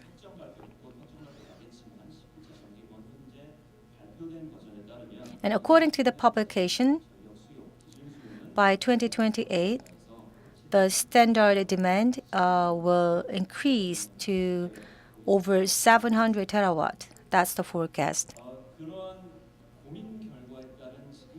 And after studying it and after thinking of this issue,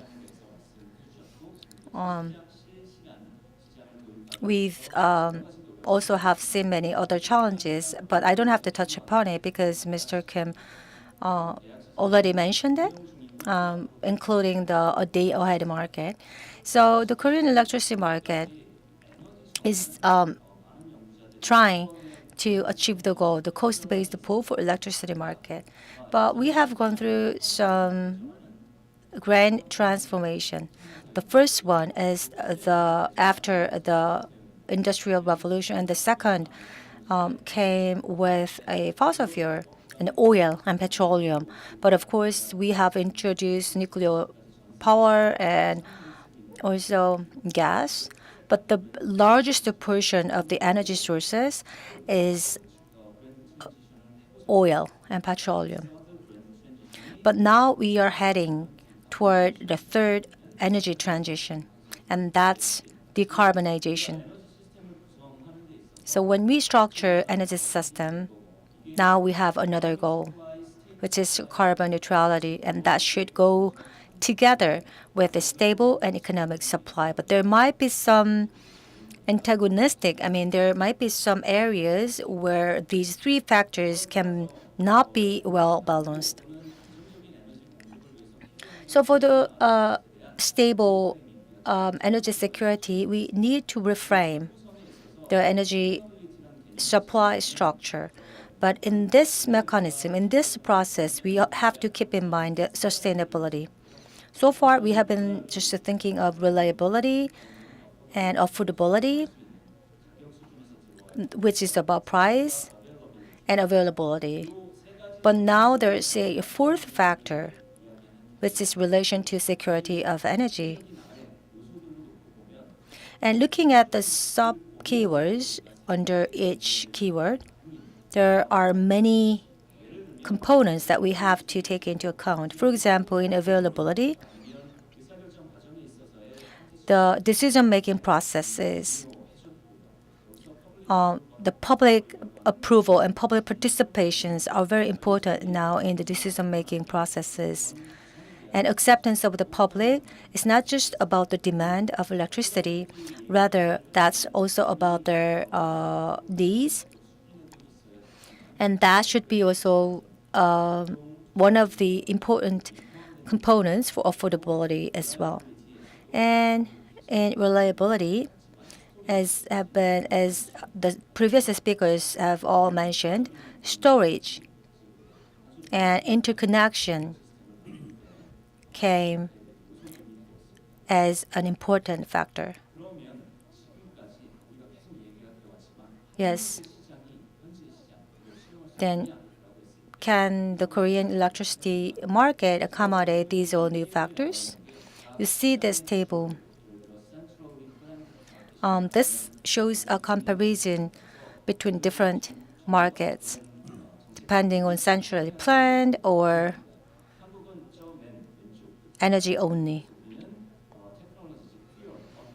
And what kind of technology should be introduced, the location and the size are all determined by the government. And that's how the Korean electricity market has been directed. But does it really fit the current trend, especially for the energy security? I don't think so, unfortunately. It's mentioned in previous presentations. The current Korean electricity market structure, like I said, is not able to accommodate them. I mean, the single market per se is not able to accommodate complexity by nature because of the lack of flexibility and pricing issue, as Professor Kim already, as other speakers mentioned.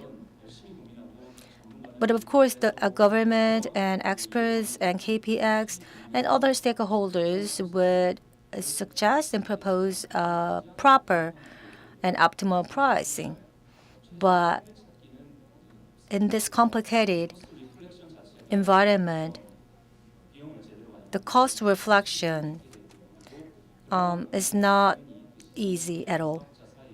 Then stakeholders and market participants would see a profit distortion. And in the single market structure, as mentioned in the second presentation, it doesn't accommodate locational signals and locational pricing. Then it would lead to market inefficiencies because of the limited competition. And when they want to accommodate new factors, there might be some barriers and obstacles. And therefore, in terms of financial and economic impacts, the cost efficiency cannot be accomplished. And that's relevant to increased costs. When we are talking about increased costs,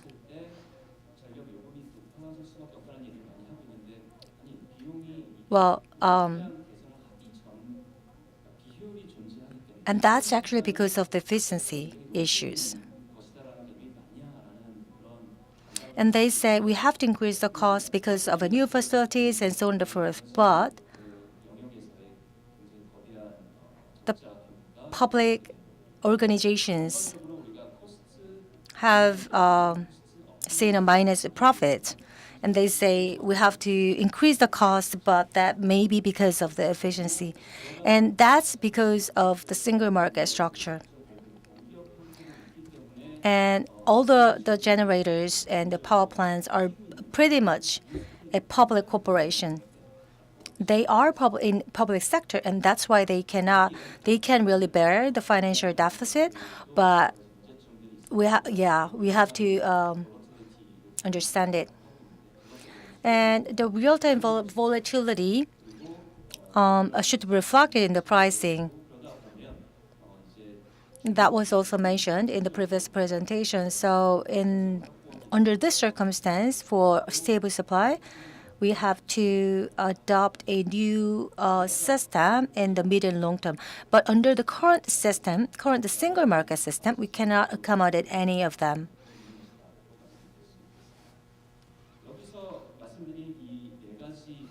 So the 4 goals were already published by KPX, not by myself. And these 4 directions were already released by the KPX. So first off, increasing space granularity in electricity market. The second is increasing time granularity in electricity markets. And then they also said and announced that they would introduce innovative ancillary services, and they would integrate renewables and electricity markets. And these 4 goals were already set and released by KPX. And according to these directions, we need to think about the forward contract market. The VC, the vested contract, as the subject is actually dealt with, is dealing with the nuclear power plants. And other than that, contract market in action or under consideration are like this. The low carbon essential contract market. And for example, the Jeju long cycle BESS bidding for 15 years. And the second is hydrogen power generation bidding market. As you know, there are two types of hydrogen. One is general and the other is clean. For general one, from the year before last year, it has already been established. And about the clean hydrogen power generation bidding market, I am going to come back later. And then renewable energy fixed price bidding market, and this is about PV and wind power, and this is undergoing. And there is a cap. And the standard is S&P plus 1 RC. And fourth is LNG capacity bidding market, of which bidding was just completed. And this is about a 30-year long-term fixed price contracts. And then, last but not least, integrated capacity market for carbon-free power generation. And these are the directions.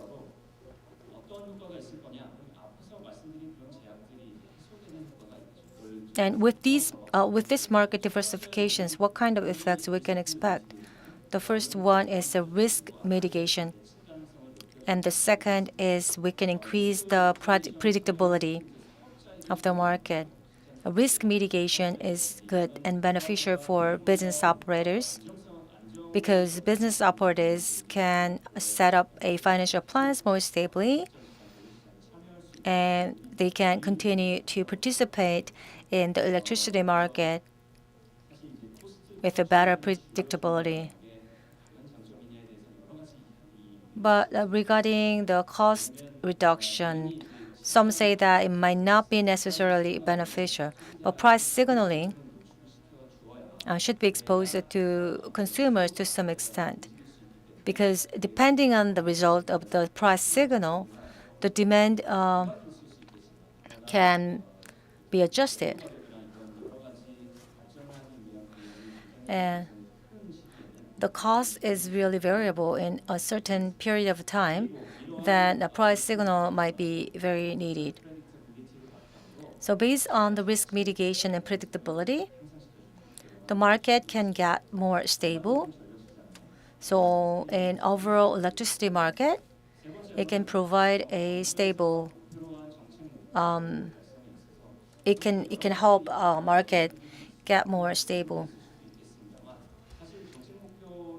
And as for the support for policy goal achievement, well, for the policy goal achievement alone, the centralized system might be much better. And the single market might be better. But for carbon neutrality and integrated energy system, we needed something else. What kind of policy goal and how we can accomplish policy goal for non-single market, we have to establish a contract market. And the fourth is the creation of customized markets for each power source. And this is also called creating individual markets tailored to the characteristics of each power source. So the energy and the electricity market is in transition at this moment.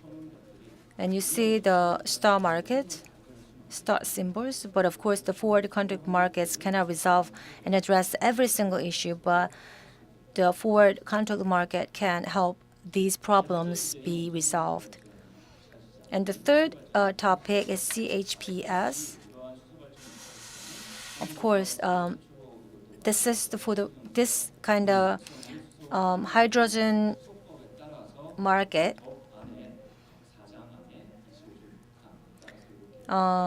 This CHPS market is for the first time in the world. And this is according to the Hydrogen Act.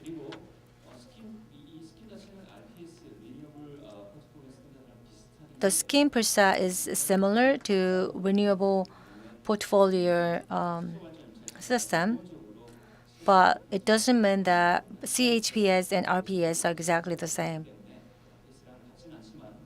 But the goals and the overall scheme might be a bit consistent between CHPS and RPS. And KEEI issues clean hydrogen certification. This is the process up to now. Like I said, in 2023, the right to supply 650 gigawatt of electricity generated from general hydrogen for delivery in 2025 was auctioned in July. And auctions for electricity generated from clean hydrogen for delivery in 2027 started in the first half of 2024.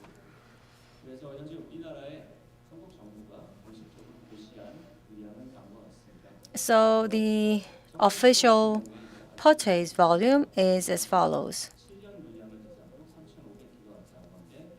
And for clean hydrogen, by 2027, 3,500 gigawatt. And we had a bidding about it. But the preferred bidder was selected only for 700 at this moment, unfortunately. And the world first auction of clean hydrogen power, like I said, and there should be some non-pricing factors. And this is a clean hydrogen, so the emission coefficient should be scored as well. Should be added to a score. And out of the overall points, the ratio is the biggest. For emission coefficient. And depending on that, we actually selected a South Power Generation as the preferred bidder. Now, let me share with you my insight, which is quite personal, though. Well, some say that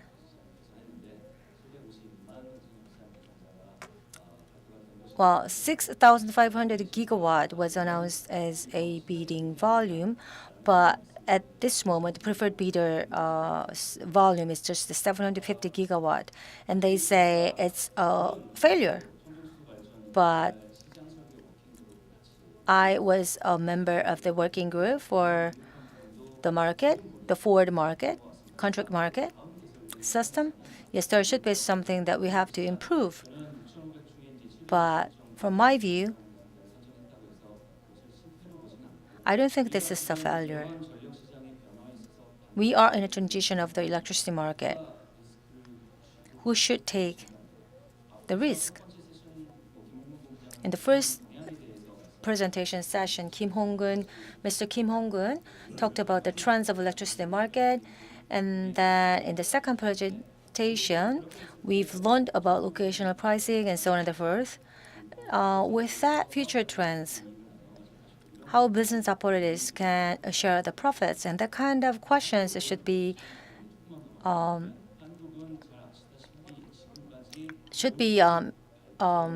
raised, of course.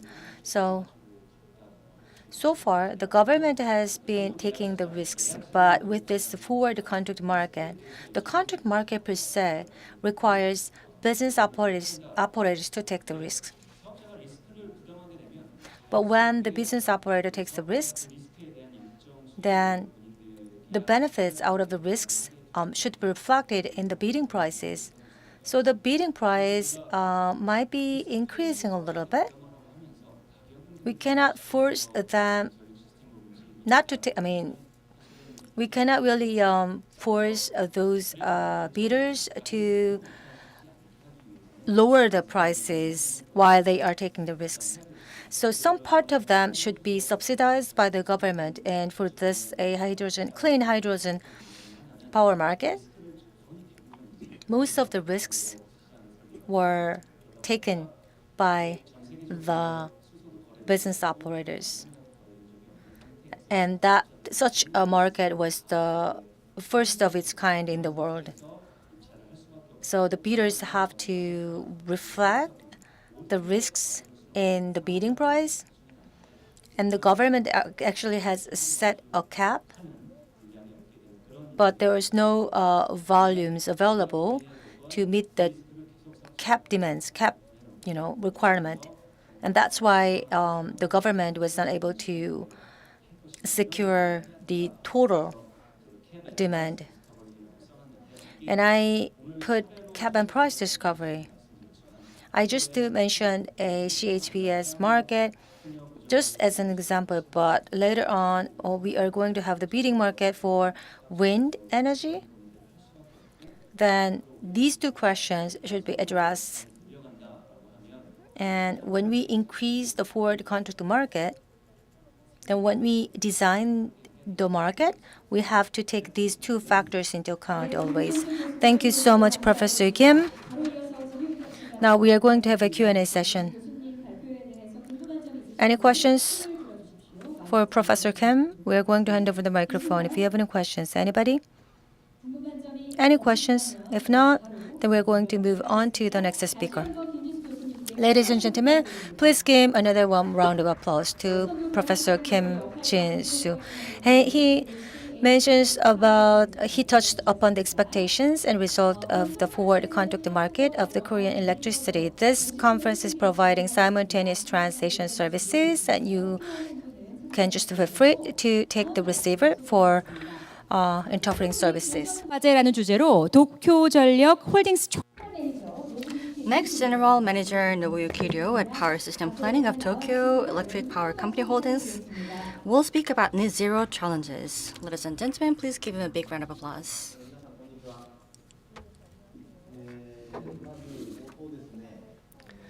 Well, good afternoon, everyone.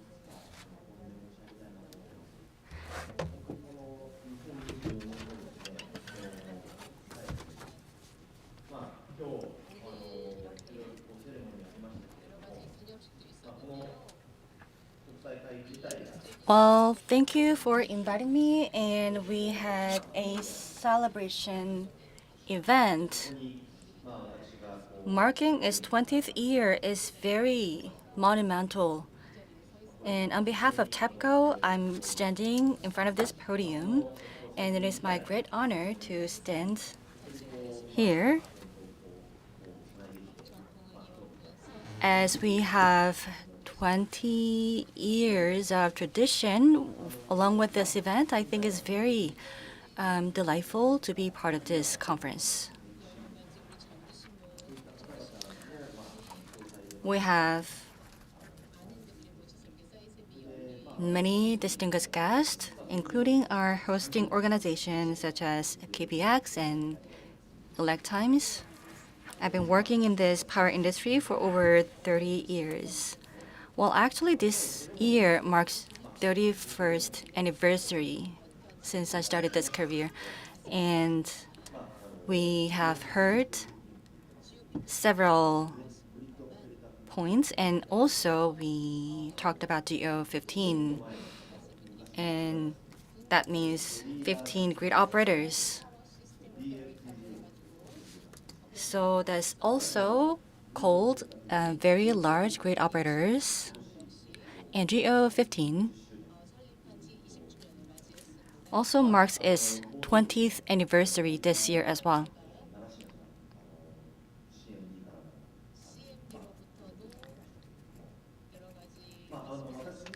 We also heard a lot from CMD, and over the past 30 years in TEPCO,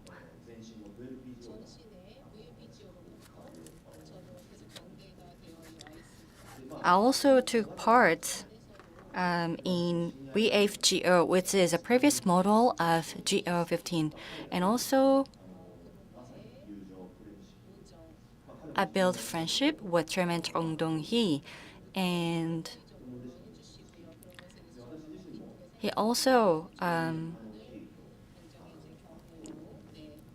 welcomed me and agreed to build friendship each other, and that's why I respect him, and also I have really great honor, and I feel very pleased to be here because this is very special event, including Chairman Chung Dong-hee, and we're joined by many other distinguished guests, President Chon Ho-chul, and staff members, and many other participants are watching us online through YouTube channel. Once again, I'd like to express my heartfelt gratitude and pay respect for all these distinguished guests. We had 3 presenters before me. What are changing the power market have presented in the 3 previous presentations.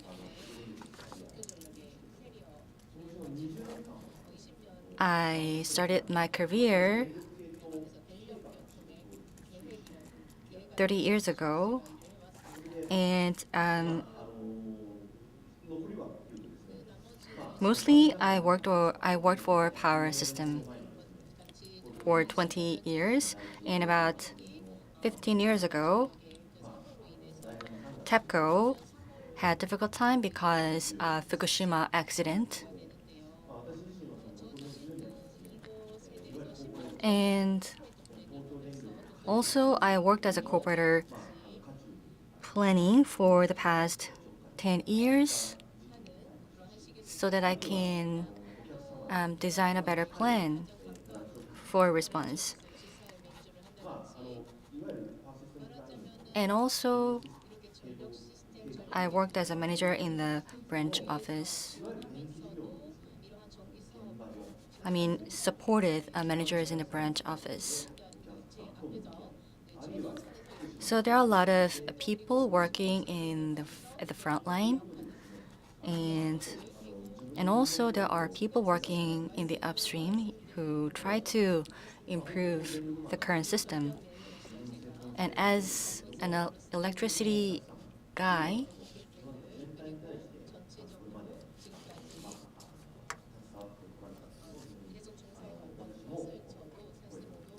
I know that many of you have been devoted your life to this electricity industry for a long time, and I'm very happy to be with you here.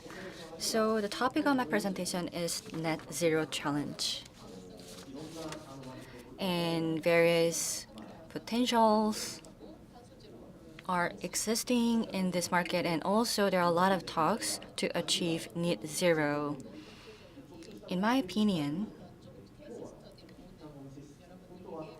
I think it might be better to showcase some case studies from TEPCO and from Japan.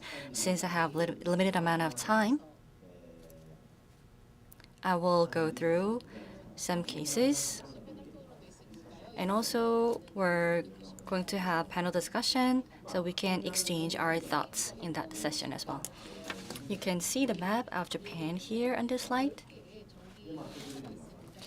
We have 10 utility companies, and TEPCO is located at the center.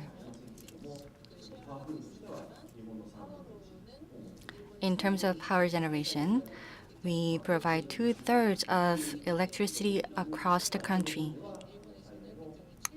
So in Japan, we are one of the biggest utility companies.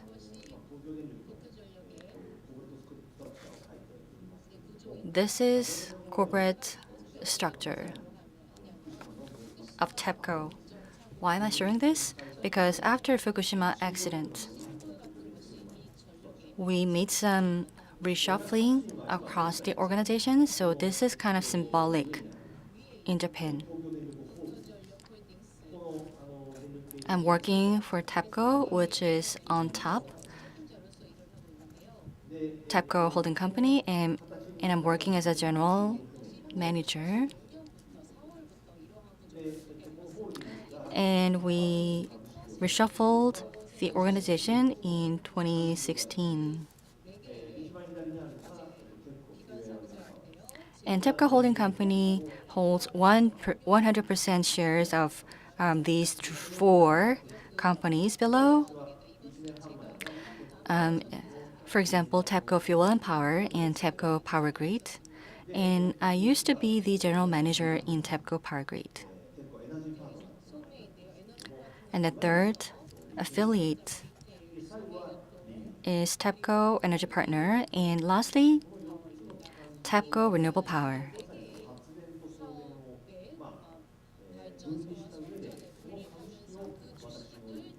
After dividing the shares of transmission and distribution businesses, TEPCO Holdings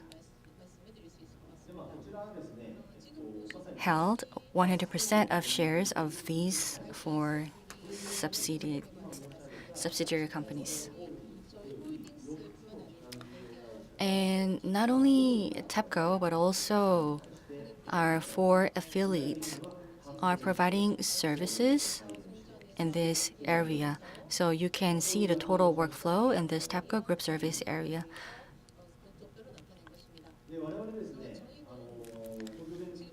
And TEPCO unveiled new mission in 2021. And this is the mission in TEPCO Group Management Principles. And TEPCO is heavily responsible for Fukushima accident. And while providing stable supply, we're trying to guarantee pleasant quality of life. And we're trying to restore the reliability that were lost during Fukushima accident. So we're making various efforts. And also we're trying to restore the facility damaged by Fukushima accident. By doing so, we're trying to deliver our missions. And to focus on transmission and distribution, or T&D in short, we need solid T&D networks. Meaning that we're going to solidify the existing T&D networks, and with the network we can create add values. And we can expand our business areas so that we can contribute to society. That will build further foundation to restore what was lost from Fukushima accident. So that's how we are focusing on T&D businesses. And I can speak a few words about renewable energy. You can see 4 graphs here.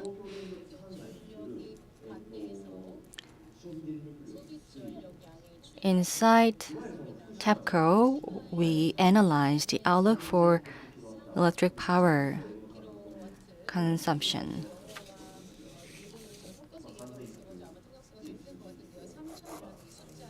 You may see this number 3,000 or 300 terawatts. And this amount decreased to about 270 terawatts, which is power consumption.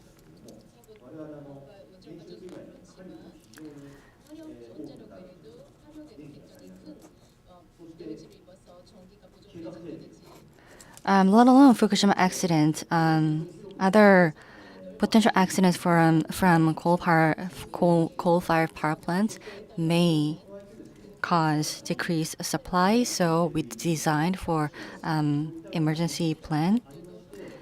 So we asked consumers to use LED light so that consumers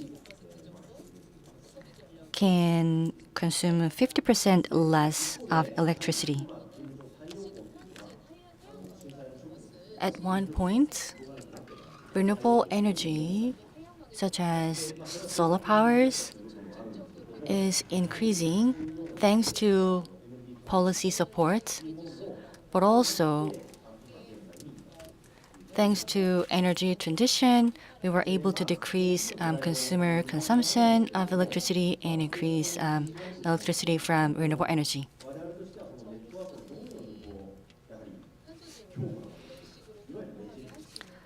How do we achieve net zero? These are our plans and clear path forward. So these are the activities we're trying to do to achieve net zero.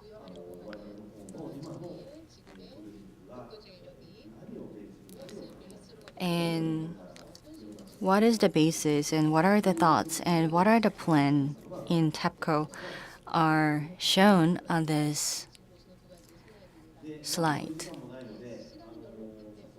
Since I don't have much time, I will go through some cases. As you know, Japan is an island country, so compared to continent, you might feel island is a bit remote. So how do we achieve net zero and decarbonization might be in question. But for example, you can take a look at this case. This is Nijima Island.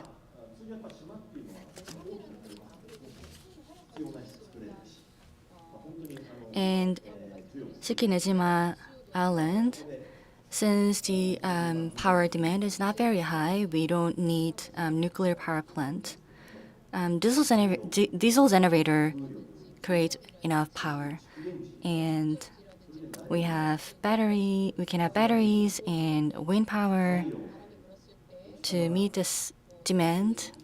And when the wind stops blowing or when the sun went down, we need to have alternative energy sources to achieve net zero. As mentioned earlier, existing diesel generator and batteries can provide backup power. This is in our management system. So we decided to build this in Shikinejima Island and Nijima Island. So this is one of our cases. But from our project, we can realize this goal in a farther area. So we tried to build this equipment and facility in Hahajima Island. I think I need to give you a rundown to geographical overview of Hahajima Island. It belongs to Ogasawara village in Tokyo. And this island is located about 50 kilometers south of Chichijima and 1,000 kilometers south from Tokyo. As an engineer, I visited this place a lot, and there is only one scheduled ship going to this island. Since we have participants joining us online, maybe I cannot give you an accurate number, but as you can see here,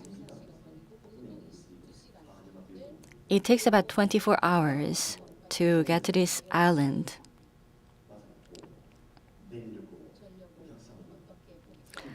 Then how do we generate electricity and supply the power to the residents here? It's a small island. We cannot build a small airport. And this area is registered as the World Natural Heritage Site. So it was tricky to build all the facility and equipment while avoiding the World Natural Heritage Site. And when natural disasters happen, we need to also take that into account to avoid any damages to the facility and in the village, while providing the quality of life to the resident. 6 years ago, when I was working for the power grid, as a general manager in the engineering office,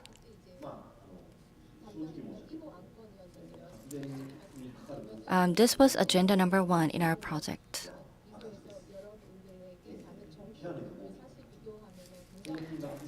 And to compare all the utility bills paid by the residents, the cost for this project didn't really make any profit. We had profit loss.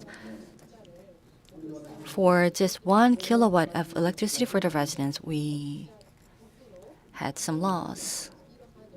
However,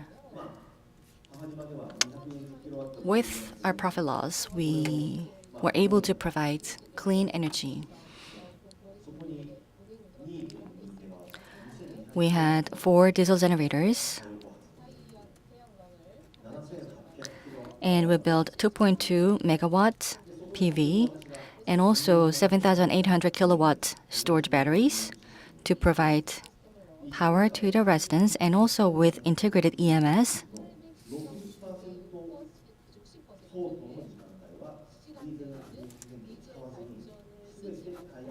For 60% of hours per day, we were able to avoid diesel generator use, and were able to supply energy with clean sources. We spent almost 10 years for this project. And we thought that the storage battery's life cycle might be 10 years, so I thought at the end of the day we could compensate the losses that we had before. And this was the project we took step by step.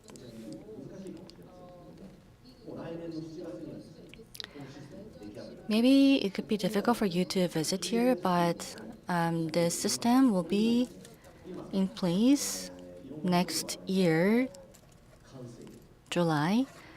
And I mentioned about EMS system before. With more renewable energy, for example, wind power can be our energy sources, and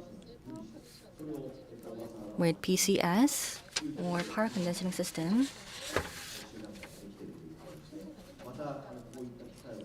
and inertia equipment, we can finally provide clean energy in Hahajima Island.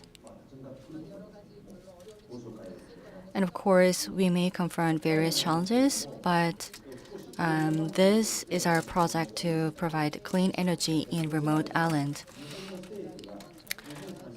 And before ending my presentation, I would like to mention this part. Japan has set up its goal to achieve net zero.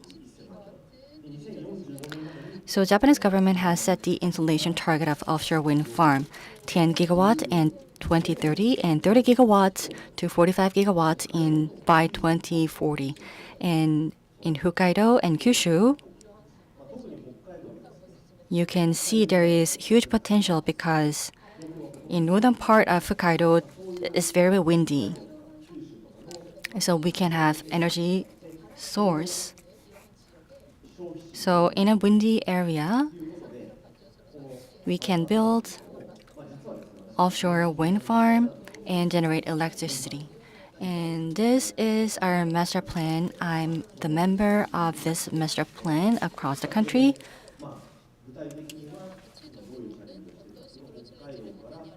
So this shows detailed plan from Hokkaido to Honshu. It shows high voltage direct current, meaning that all these regions will be interconnected with HVDC.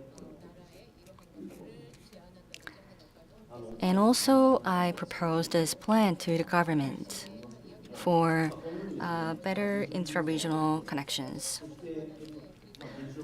After the Fukushima accident, and from there, we have experienced a transition toward renewable energy, and now we're providing electricity from coal-fired power plants to make up for the loss from the nuclear power plants. And there are various challenges, and we are living in the era of microgrid, and we're trying to achieve decarbonization, and we're trying to adopt renewable energy from solar power and wind power. And also, not only TEPCO, but also across the country, but also and from Korea and from all around the globe, we're sharing these cases and perspectives to achieve a sustainable future. Thank you for listening to my presentation. Thank you, everyone, for listening to the presentation.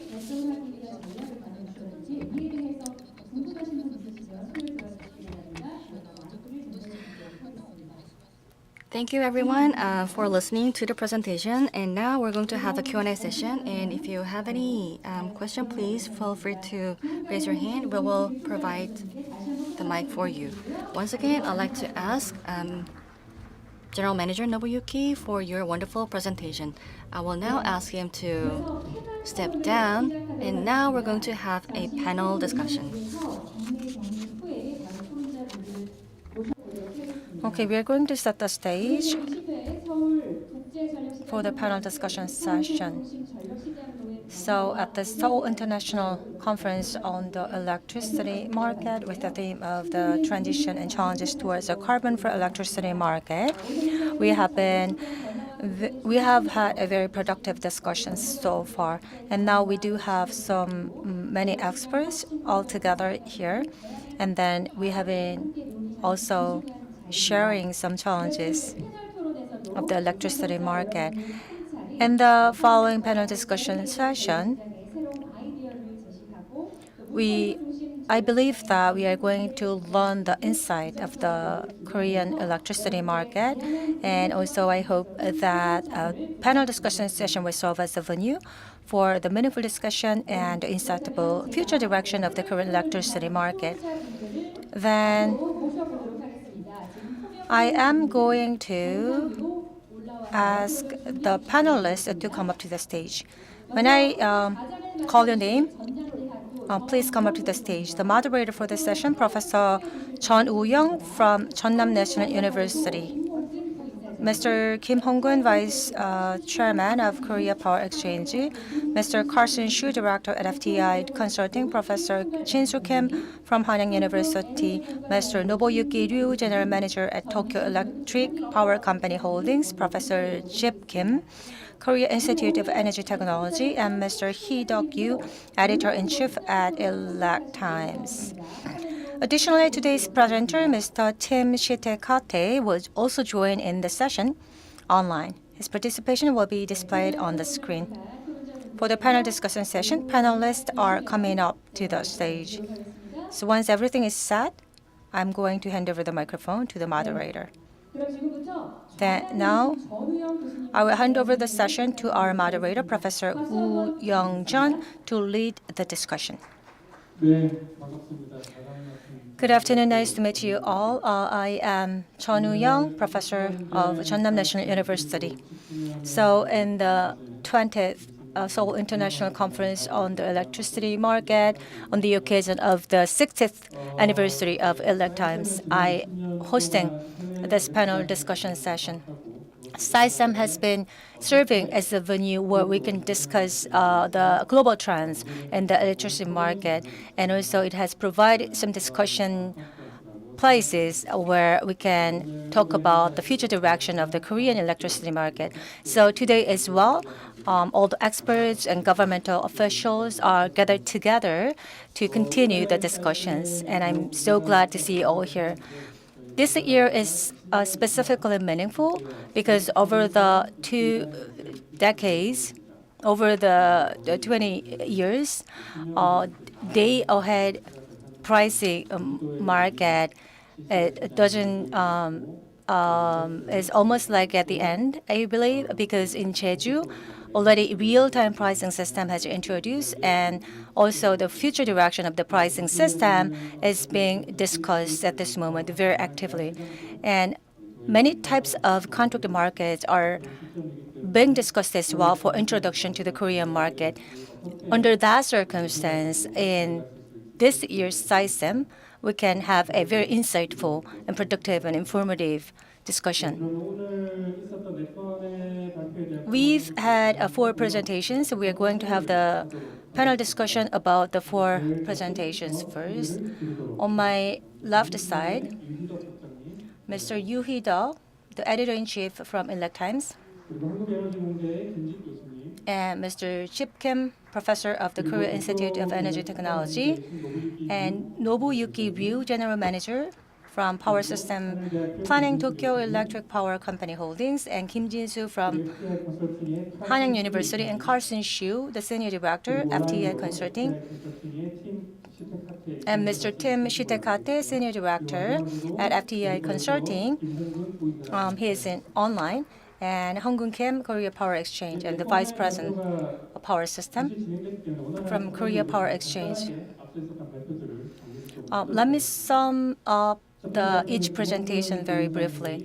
The first one is about Mr. Kim Hong-gun's. 크게 한 4가지 정도 부분에 대해서 So, Vice President Kim Hong-gun mentioned about dispatchable resources through bidding, and also we need to have dispatchable resources from RE and need to build more transmission and distribution network. And the second, from the Shitekate and Mr. Shu, they were talking about mid to long-term flexibility. And the theme was the global trends in measures to secure mid to long-term flexibility. And there are 2 approaches that we have to think about. The first one is about the how we can secure the profitability and flexibility. And they also mentioned a capacity remuneration mechanism. And with an example of the UK, they also talked about the flexibility and the pricing system as well. 시장 다변 And now Mr. Shin-soo Kim, he mentioned 3 main topics, and we have to improve the Korean electricity market at this moment. And he also mentioned different types of the contract markets. And then he focused on the forward contract market. 유 매니저님이 General Manager Nobuyuki Ryu talked about challenges going forward net zero.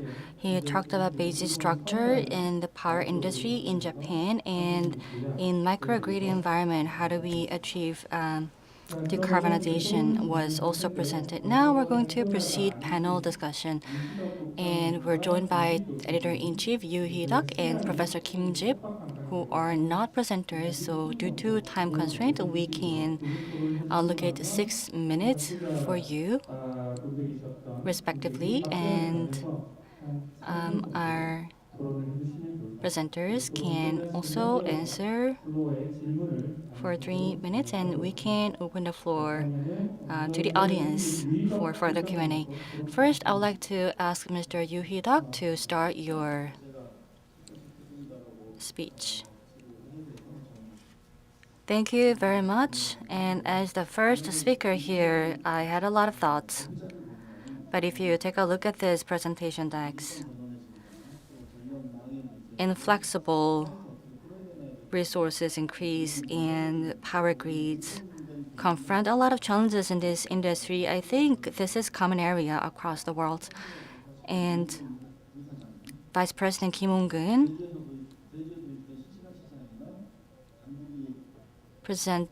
mentioned about long-term contract market.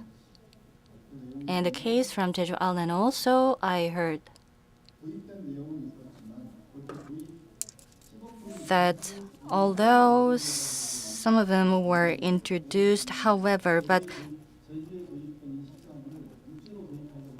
that came to me as what was proved in Jeju Island might be also introduced in the mainland of Korea, but in mainland Korea we have a lot of complexities, and we may make some improvement in different areas. So I would like to ask in this regard, and from Professor Kim Jin-soo, he talked a lot about forward market CHPS and when bidding system was introduced and when the amount is confirmed, but there were not a lot of participants in the bidding, so it was not very successful model. And we cannot provide clean energy as sufficiently as possible because we have to go through transmission, distribution, and storage. But at the end of the day, we can create a successful model by decreasing price, but there are some risks. And how do we mitigate this risk? This is my question to Professor Kim Jin-soo. And clean ammonia should be imported from foreign countries, meaning that we have to import some resources from other countries. If that happens, then we might need some policy support from the government. So how do you think about this? And my question also goes to General Manager Nobuyuki. He talked about power grid, and by 2030,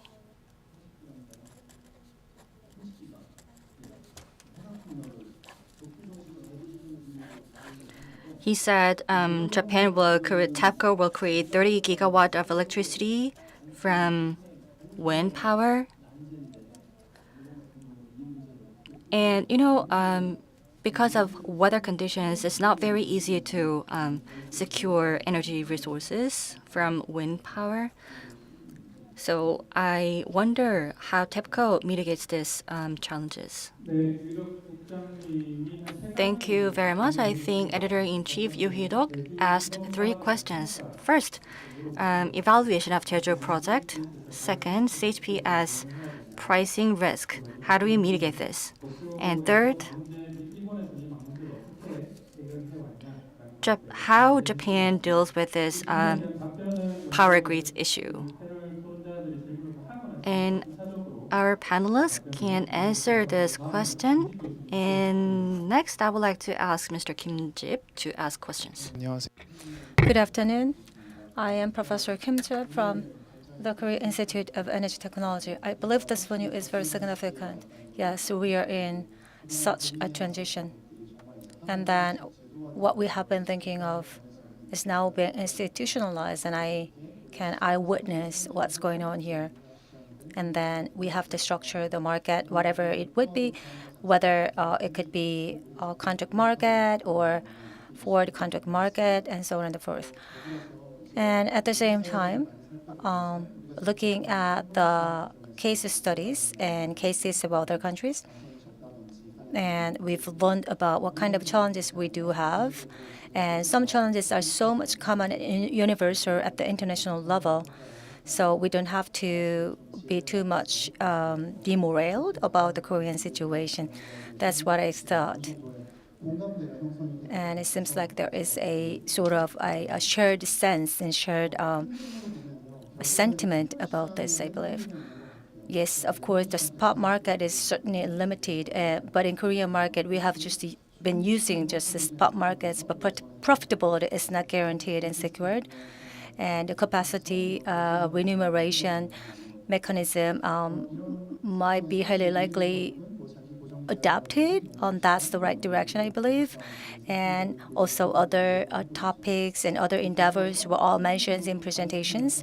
But on the other hand, we've been talking about, we didn't really mention a special law about the VPP and new business operators, VPP, V2G, ESS, and such services also are something that we have to pay attention to, that the service providers can benefit from such system.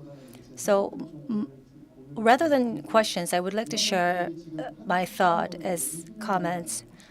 Well, this is such an opportunity in 20 years. Yes, it is the high time, it is very time for us to transform the electricity market. But can we really implement them all? And to that end, what we have to be preparing. First off, about market and the electricity grid, we have to secure transparency and information sharing. Of course, due to the nature and property of the electricity grid, every information cannot be exposed and publicized, but we are trying to introduce more new business operators, and we are thinking of the location and pricing and real-time pricing and real-time contract and so on and so forth. Then, from the perspective of the new business operators, they have to be knowledgeable about the electricity grid. Then now a level playing field can be established among existing and new business operators. Of course, we might not be able to just benchmark the United States market with really transparent information sharing practices, but I believe that there should be a consensus for the transparency and information sharing. Then business operators can set up their own strategies with a mock situations. Then we are going to create a sort of a virtuous cycle. But so far, we have not been really active. Even within the KPX, I heard that there are some move to such a transparent way of information sharing, so that we can make a sort of level playing field among business operators, and the market rules should be commonly understood by every player. And at the same time, what we have to take into account and consider is this. Sometimes when we criticize others, sometimes we go to too much extreme. The KPX has two responsibilities. One is reliability, and from the end of the KPX, of course, they do have to have a sort of a right to take an action to enhance reliability. And if it really serves the reliability, then their action can be justified. But there's no big certain and clear standard, and that's why sometimes information is not transparently shared. And I guess that how to secure the transparency should be discussed in every stakeholders, including the Ministry of Industry, Energy and Trade. And the second is about real-time market. Yes, capacity market, remuneration mechanism, contract market are all good. But the thing is that to settle the policies from the perspective of the business operators, this policy, they do have to a sort of belief, and the market should be guaranteed for consistency. Then they can be a player. They can be part of the market. I mean, the business operators can feel secure about participating in the market. But the policies and sub items are changing, and that is felt as risks for business operators. So market principles that is set should be kept. And if there's any changes, then what kind of changes are possible should be also set and shared. The private business operators and the public corporations. Well, for public corporations, they might be familiar with such inconsistency in policy trends, but for private sector operators, they feel really strange about too much and too many times of changes in the policies. And the third, then what is required for this to happen? We need an independent regulation body. This is the key point of my comment. As a young scholar, I'm not really sure if I can tell you about this, but this kind of regulation and systems, let's say these are all settled, and the public sectors should keep a neutral position. They can't.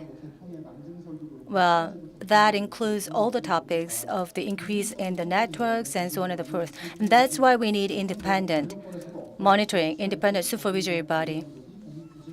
So they have to supervise. The independent body should supervise the public sector organizations. Then the consistent policies might be possible. I had a chance to talk with someone in auction, and he said, you work for a regulation body, and you are guaranteed independency, and then you are able to go in the right direction. And I was so envious of him, and we need such an independent body as well. And to that end, we need experts. We need an expert who is knowledgeable about electricity grid, KPX, KEPCO. Well, they also feel lacking in human resources. So we see some people and experts live in the organizations. Of course, we have seen the changes. Changes are happening, and I really hope that these changes will be settled. But to that end, we need other, environment that supports such changes. This is my point. Today, we mentioned ORCOD and so on and so forth, but we have to talk about the market of inertia.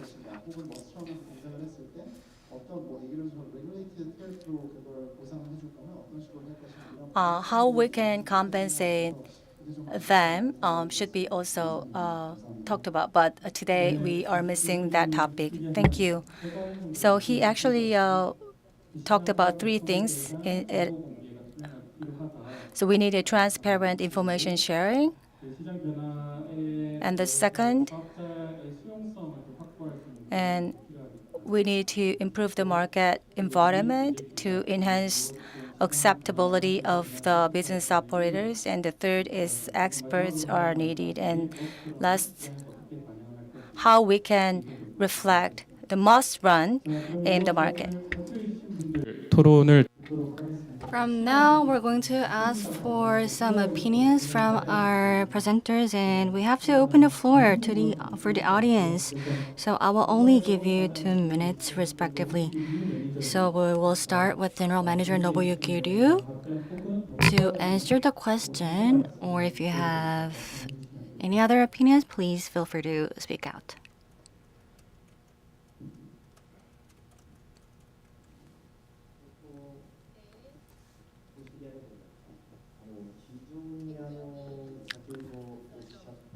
Well, I heard about 2030 goal, 30 gigawatts, providing an interconnected from Hokkaido through submarine cable. And who are going to take over this job is included in our master plan. And I am one of the members. In Japanese yen, is over 10 trillion yen. It's a massive project. So we spent about 3 years in evaluation, and now it is 2024, and our goal is to be achieved by 2030. So we talked about cost and investment, who will take over the job, were discussed, and with this massive, of course, this massive investment should be made from our some investors. Toku utility companies. There are various utility companies in Japan, and to handle this big project, if we're going to find a single source of finance, then it might be very challenging. So the discussion we're having right now 1 trillion yen can be provided from a financial firm, and this financial firm might hold some shares, and then there will be insurance company taking part, and there will be a lot of stakeholders, and they have to evaluate this project because this is a nationwide project. So for the past several years, this kind of project has been discussed in various areas. Of course, we have a master plan, TEPCO, finance provider, and for financing, the financial provider also have to buy some insurance or backed by the government. So there are a lot of complexities. So what about cable installation? For example, to build a submarine cable, we need to reach a consensus with the contractor as well. So to be honest, it takes a lot of time.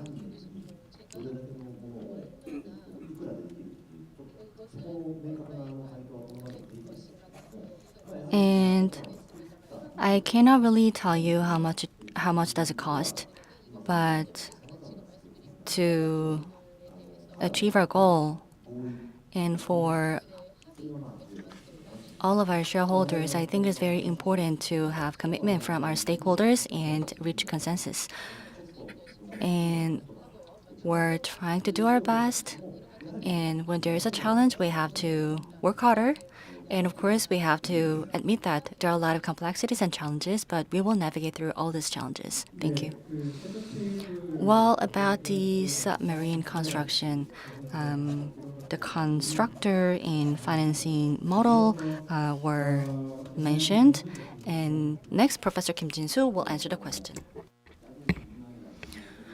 Okay, it might be difficult for me to just speak within 2 minutes because the question was not easy to be answered in 2 minutes. Yes. I don't think we are successful. I understand. Yes, I agree. But that was the first market ever at the international level. I mean the CHPS. Well, we need a pioneer. Then business operators has to take a risk. But of course, we have to be reflective. But we secured 750 gigawatt as a preferred bidder's volume, and I'm actually the working group member.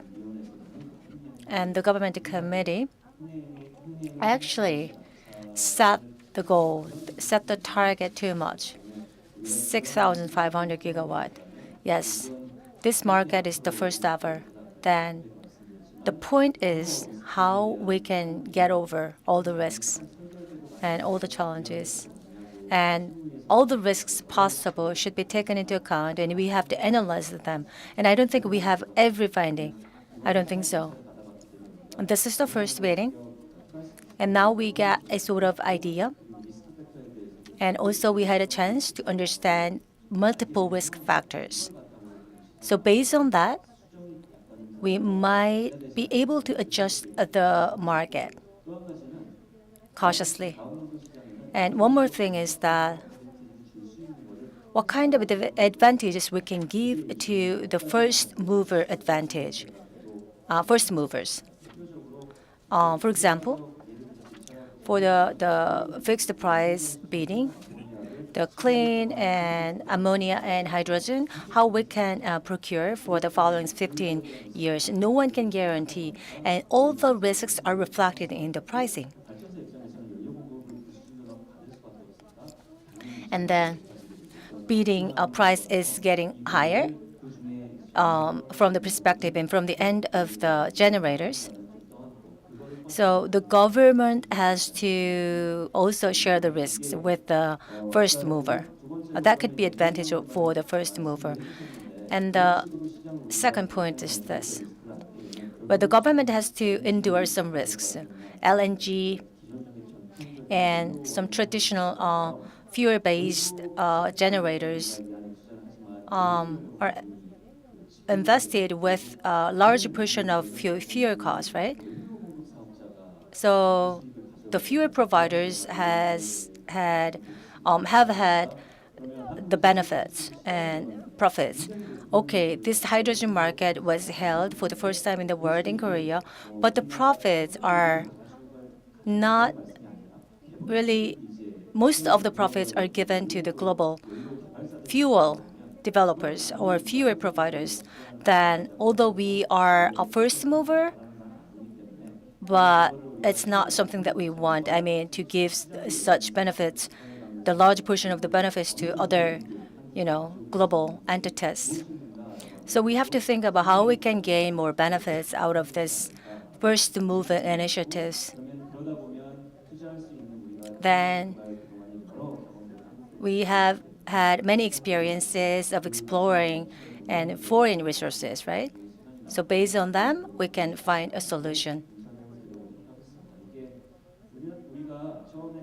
Well, as for when we structure and design this clean hydrogen market, we actually made a reference to the renewable market. And CapEx investment is large in renewable market, but for clean hydrogen market, but there are other costs that are involved in the middle point. So we have to understand the difference and adjust the structure. And then to Professor Kim Chip, I completely agree to what he said. Yes, thank you.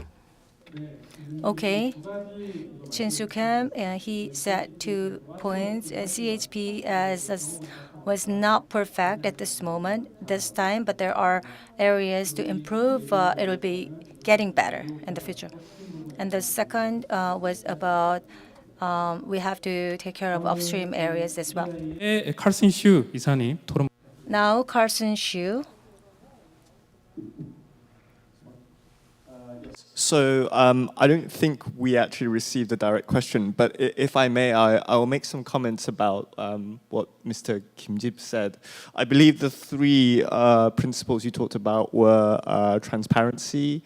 I believe the second one was openness to private institutions or private investors. And I believe the third was independent regulation, but please correct me if I'm wrong.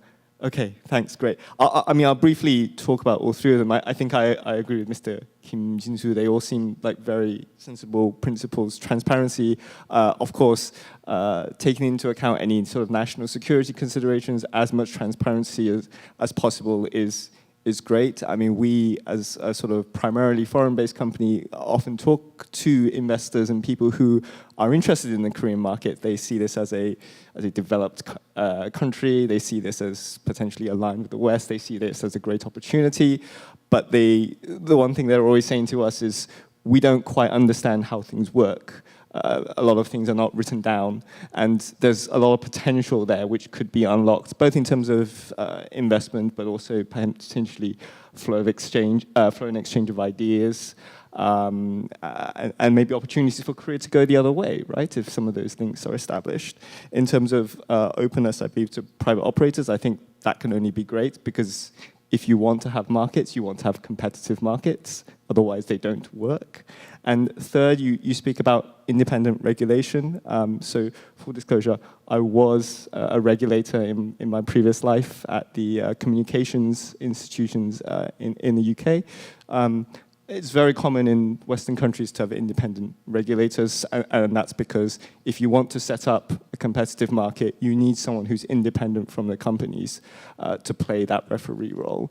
And specifically, just talking about energy markets, of course, we have Ofgem, the sector regulator, but I guess most of you are probably aware, but we also have a system operator that was recently separated from National Grid, the electricity independent system operator. And that's something we advise the government on, and they were saying, well, we want advice from somebody who understands the issues. We want someone to give us independent advice, but how can we get that advice from the system operator if they are still attached to the network operating company, what happens if that advice is biased? And ultimately, that was one of the key factors why that decision was made. So I think all of that makes a lot of sense.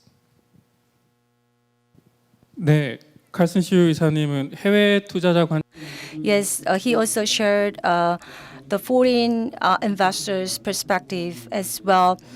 He agrees to what Professor Kim Jip said regarding the information sharing and transparency. Now, let me move on to Mr. Kim Hong-gun. 감사합니다. Well, thank you. I received the first question about the pilot project in Jeju Island. What were the effects, and can we move that model to the mainland Korea? Then is there any challenge to address when we apply the same model? And the Jeju Island power market, bidding market, and reserve power market, we had carried out this project. We provide 900 megawatts electricity from renewable energy, and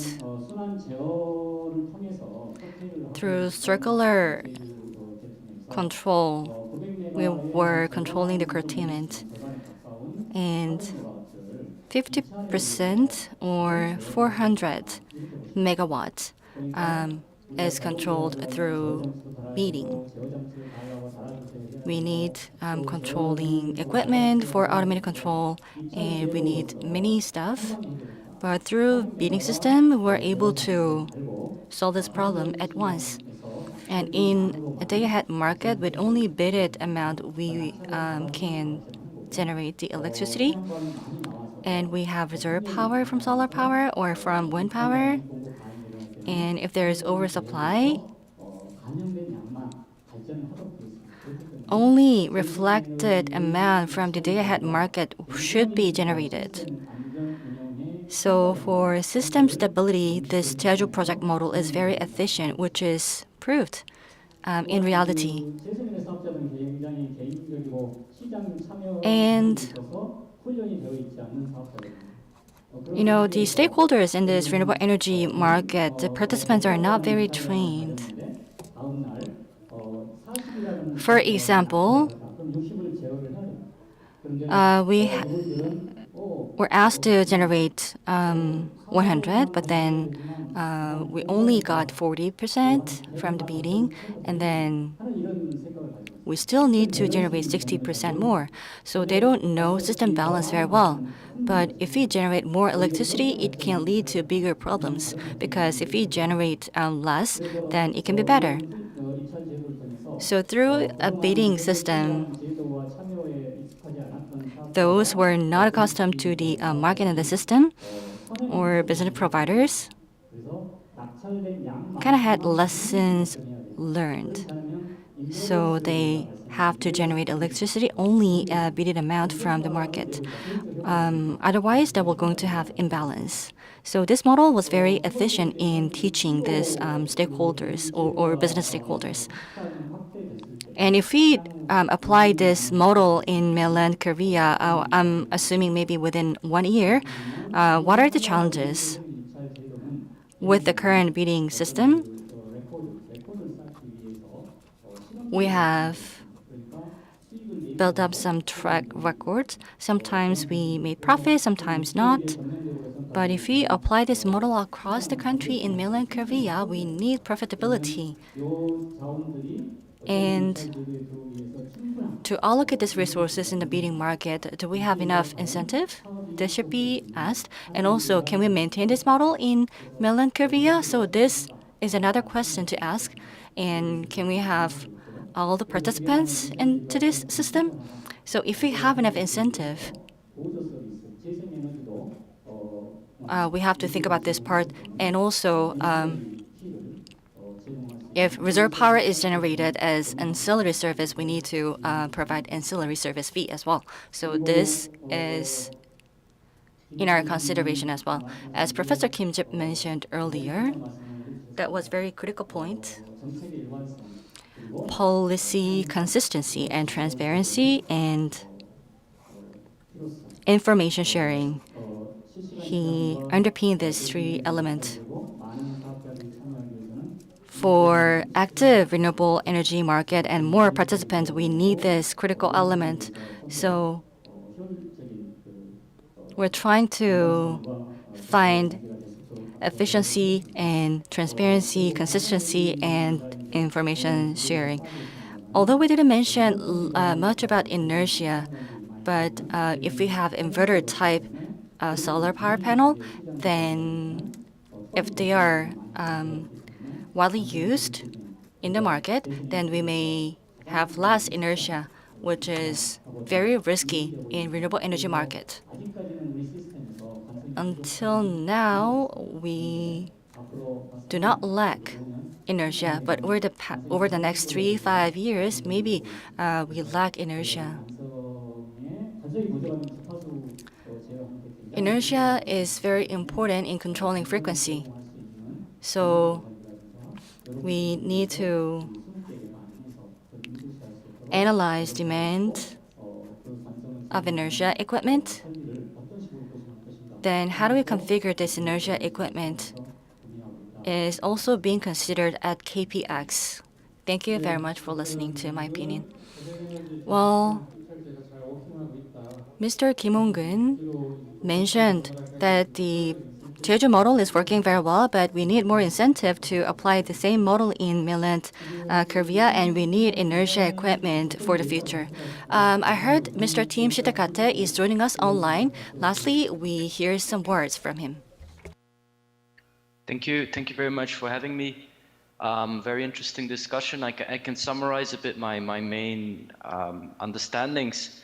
So I very much agree with Professor Jip Kim that we all over the world, we face the same type of challenges. I mean, electricity markets have been introduced now about 30 years ago, about early 90s in the beginning in the US and Europe, and every day there are working committees to change the way that the markets works and to adapt the rules. So this is definitely not like there is one electricity market design, we know how it works, let's now roll it over all over the world. This is something that is constantly evolving.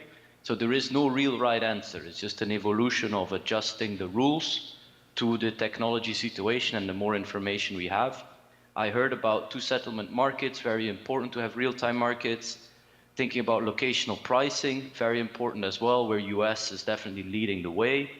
Long-term markets, very important to first have your short-term markets working well, scarcity pricing, settlements of, let's say, 5 minutes, half an hour, all kind of rules there, because if you don't have your short-term wholesale markets working, you don't have any information about how important that long-term market becomes. Also, those long-term contracts need to be compatible with short-term bidding, that you don't create operational wrong incentives like we have seen with many support schemes, for example, in Europe, which we're now adapting, which is not a problem when you have a little bit of renewables, but it becomes a problem when renewables are sort of the main source. Everywhere in the world, we need to increase demand-side response. There is no perfect example there, but it's really a very important cornerstone of making that renewable power system work. Then I heard a lot about independent regulation. In Europe, independent regulation was introduced as well in the late 90s, early 2000s. It has been very easy in some countries, a real battle, such as in Germany, for other countries where the government had a difficulty of letting go sort of that regulatory power over something as publicly important as electricity. And then also I heard the point about inertia.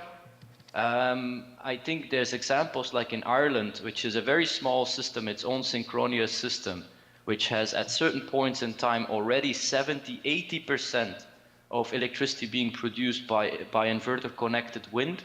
And they seem to manage. Every year they think they're reaching the limit, and every year they're improving and being able to adjust for more renewable energy. So what is very important there is it's not only about having must-run thermal generators, there's also new solutions such as synchronous condensers. There is also virtual inertia that is now being introduced into those inverter-based technologies. So it's a mix of market rules and a mix of technology improvements. Maybe a last point I wanted to say is there's a great example of Germany which has in the last 10 years, I think, tripled their renewable mix or tripled the amount of renewable generation per year. So they come from something like 10% right now. They're almost at 50% of electricity is generated by renewables. But at the same time, in those 10 years, their reserves for ancillary services have been reduced by almost half. So that's about weird, because you think if you have more renewables, you need more reserves because there's more volatility, more uncertainty. But actually, they were able to reduce their reserves because of better collaboration among their system operators, also because of intraday markets. So they have shifted the responsibility of forecasting from the system operator to market parties who have improved their forecasting. There's all kind of more competition in the way that they procure their reserves. So if you really want to make that system work, it's a good mix of improving your technology, but at the same time continue working on that market design. And there's all kind of interesting examples from the world, but there's no definitely right answer. That would be my points to add. Thank you very much.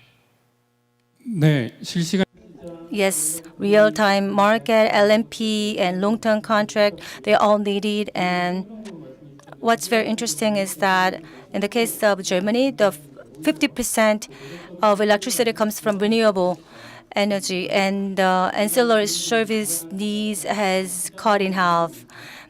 And because predictability is actually increasing and the bidding becomes more active, so the standby amount has been reducing. And that was really interesting example, I thought. Yes, we are a little behind the schedule, but we do have the audience and they have been staying with us till now, so I'm going to open the floor.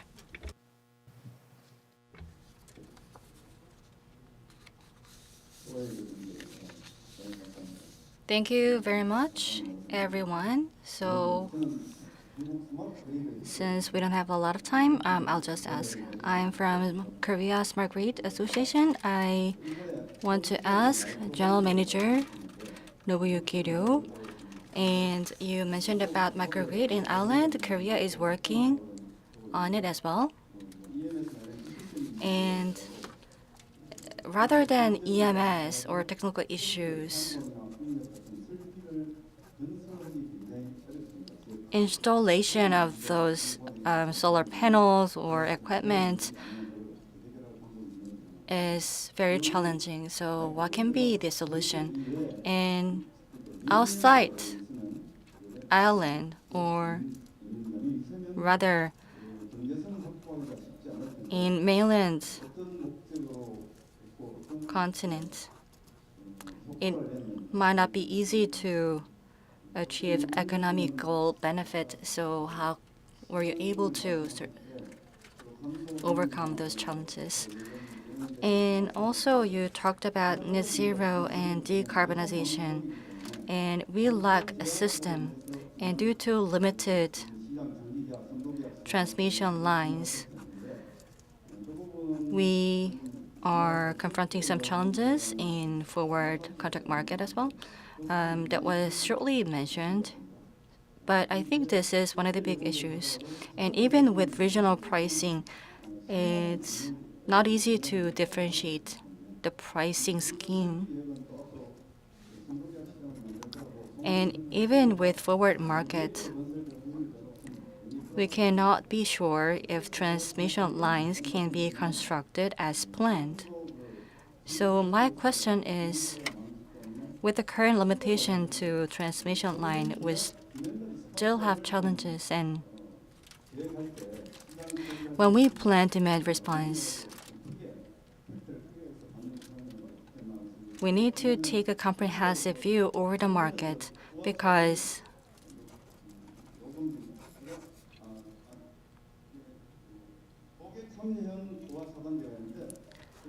KEPCO is applying consumer-driven pricing system, and it turns out to be very effective. And if we provide incentive to the limited transmission lines, then we might seek some economical benefits. And Did you thought about this when you designed the market? So I wonder, what do you think about this? First, microgrid construction in island. What are the challenges and economical aspect of microgrid in mainland? So these two were asked, and transmission lines deals or contract were also asked in the following question.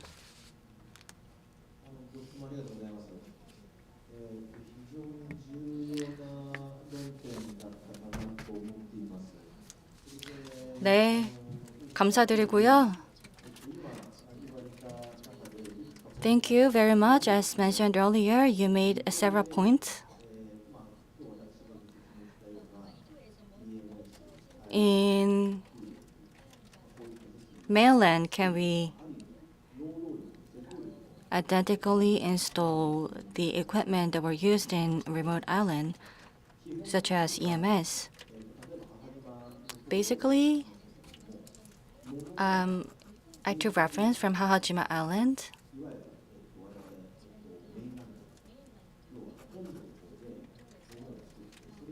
In principle, we build all the equipment in mainland and we move the equipment to island.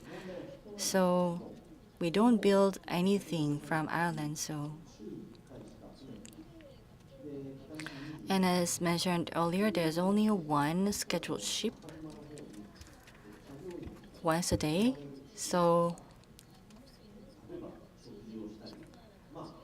we need to provide some accommodation and food and days off for operators who are working to install equipment in the remote island.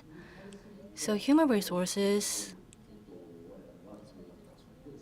are a very important factor when applying this model, and also after meeting all these requirements, we were able to build microgrid in Hahajima Island. So this is our future perspective. And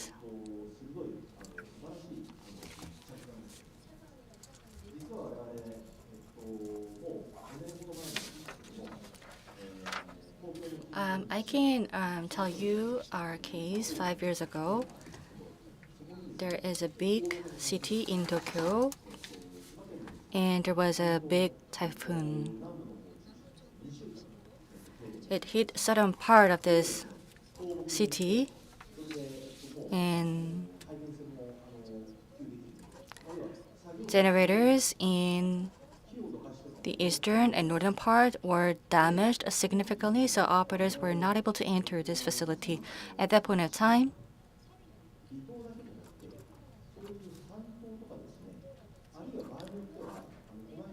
not only island, but also peninsula can think about this model. So when there is typhoon or earthquake, and if roads are blocked, then it might be difficult to supply energy.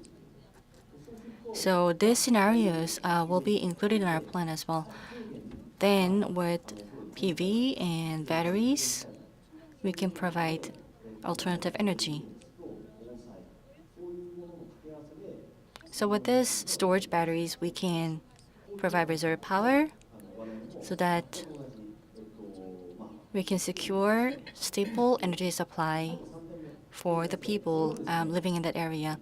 And lastly, about economical aspect. Let's go back to Hahajima Island case, because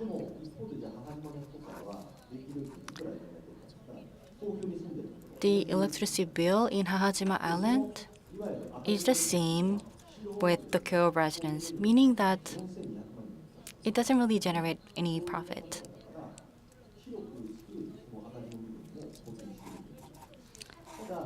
And we kind of mitigate these business laws made from Hajima Island from somewhere else.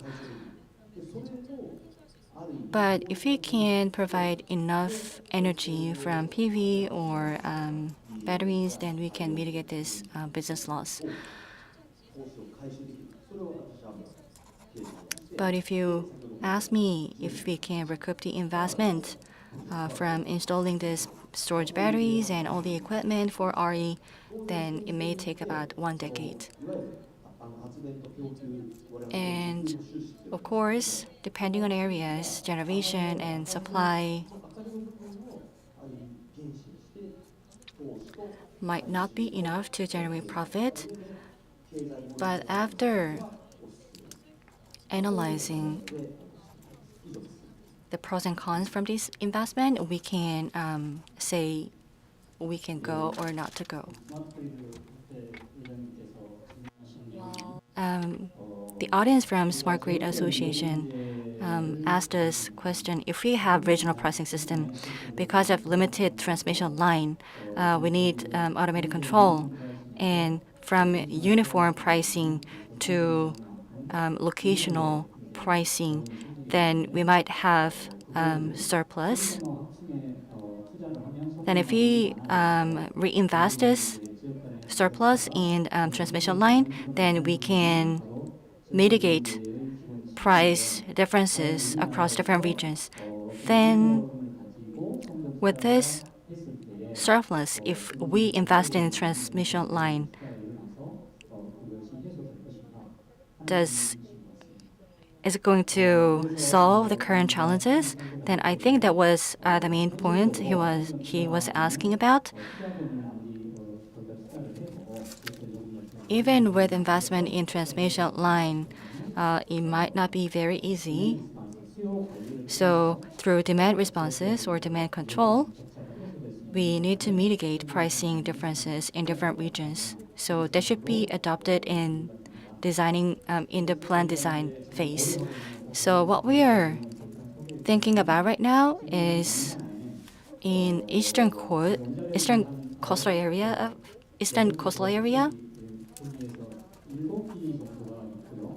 we have 7 reactors and 5 reactors in coal power plant,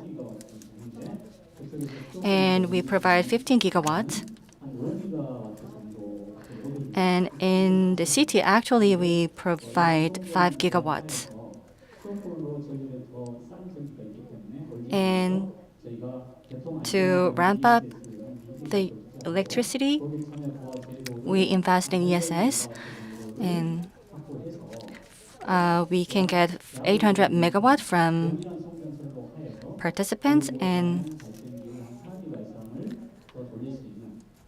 about 4 gigawatts we can ramp up.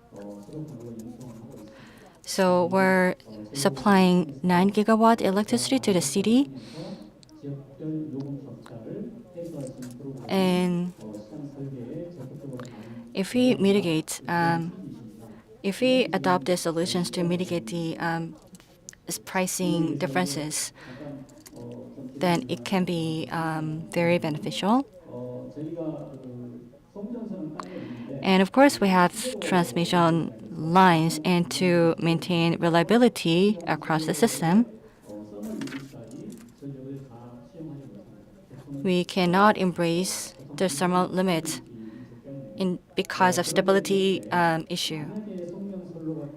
And if the transmission and distribution lines are out of work, and when the electricity is not transmitted, and if you block generators at the same time, and we can run another generator to compensate the loss. And then we can provide backup from ESS. And with this solution, we can mitigate the limitation. So with this plan, we were able to provide 4 gigawatts. So I talked about system reliability, and what is important is interruptible. So we need to block the overload. And if we adopt fast DR, then idle generators can be operational as well, so that we can secure system stability. So interruptible load should be more designed, and we need more fast road. Of course, we haven't designed in detail, but this should be included in our plan at designing phase. And we need to take load into account. So when the lines are out of order, we need to block at the same time and generate backup electricity from ESS, for example. But there are not a lot of load blockers, or pumping or inertia blockers can be useful. Then maybe we can mitigate pricing differences across different regions. So to that end, the government and KPX are having active discussion. I hope that this answers your question. I believe that you might have a lot of questions, but we are 20 minutes behind, and I think it might be fair we give some time to the audience in the floor. So let me receive some question from the floor.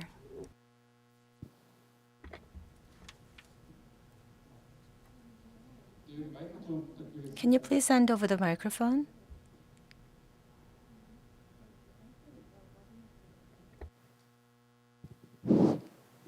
Yeah. Good afternoon. I'm the Vice President of the Private Generation Association. I have a question to Professor Kim Jip. Well, the clean hydrogen bidding market took place recently, and there are some controversies over the success or failure of the market, the bidding. But from my perspective, the market per se, from the design stage, under the current electricity market system, it works better for the public organizations, because with that market, we have to take the risks of foreign exchange fluctuations and so on and so forth. So the private business operators have to take that risk, but public organizations don't have to worry about it too much. So the financial risk is much less and less sensitive in public sector organization. If this structure continues, then private sector can never be part of the clean hydrogen bidding market. So from the design stage, did you really take that into account? Or is there any alternative that we can take? Thank you, Vice President. Of course, from the design stage, we've been thinking of it. Of course, we didn't, make it beneficial to the public organizations. We have had many discussions over 2 years, and one of the hot issues was about the risk exposure. How much we have to give? We have to have the business operators take the risk, and looking at the result, like I said, the foreign exchange rate risks, the issue was discussed over 5 times, and internally we had really heated discussions. Once the private sector is exposed to the fluctuation of the foreign exchange rate risks, then the credit rating risk is accompanied, and that's why they have to, they cannot help but to add some premiums to the bidding price, or maybe they just avoid the bidding.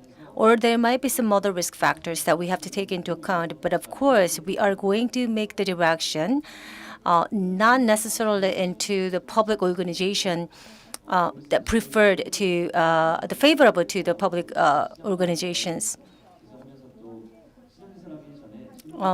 before installing the market, bidding committees and working level groups are all just discussing about how we can evolve and how we can improve such areas. Don't think that it's not gonna be same as always. Just well, the government is also working on improving the current electricity market system, and that's why the forward contract market and VC are all just being discussed regarding the coefficient factors and so on and so forth. So there should be a better market system, of course. Yes, that's what I expect. Are you going to take other questions? Are you done with the answer? I wanna make one other position. There was a question about DR operator. As I'm a working group member, it seems like we are too much competing to each other in a certain and limited area. So, and this competition is unnecessarily fierce. The electricity market is not really efficient at all, and we have to talk about it. The cost is not completely reflected and completely recovered in this current market system. It's not, and that's why we see the deficits of the public organization. That's why we have to reform the market system and structure. And to that end, we need to improve the policies for cost efficiency. And as the independent body and the cases of the England and Germany, and their electricity bill is really high, much higher than Korea. But we have been discussing the surcharge. I'm not saying that we have to increase the bill. Rather, we have to calculate exactly how much we cost to provide electricity. We have to revisit everything that we are going to change. By doing so, we can reform the system in the right direction. Well, we have had really heated discussions, but because of the cost, if we cannot make it happen, that it's going to be really frustrating. Okay, thank you. 마지막으로 질문 하나 정도 더 받고. Lastly, we can take another question from the audience. I'm sorry, but we are lagging so behind, so we cannot continue any further. Okay, thank you. Let's wrap up this panel discussion.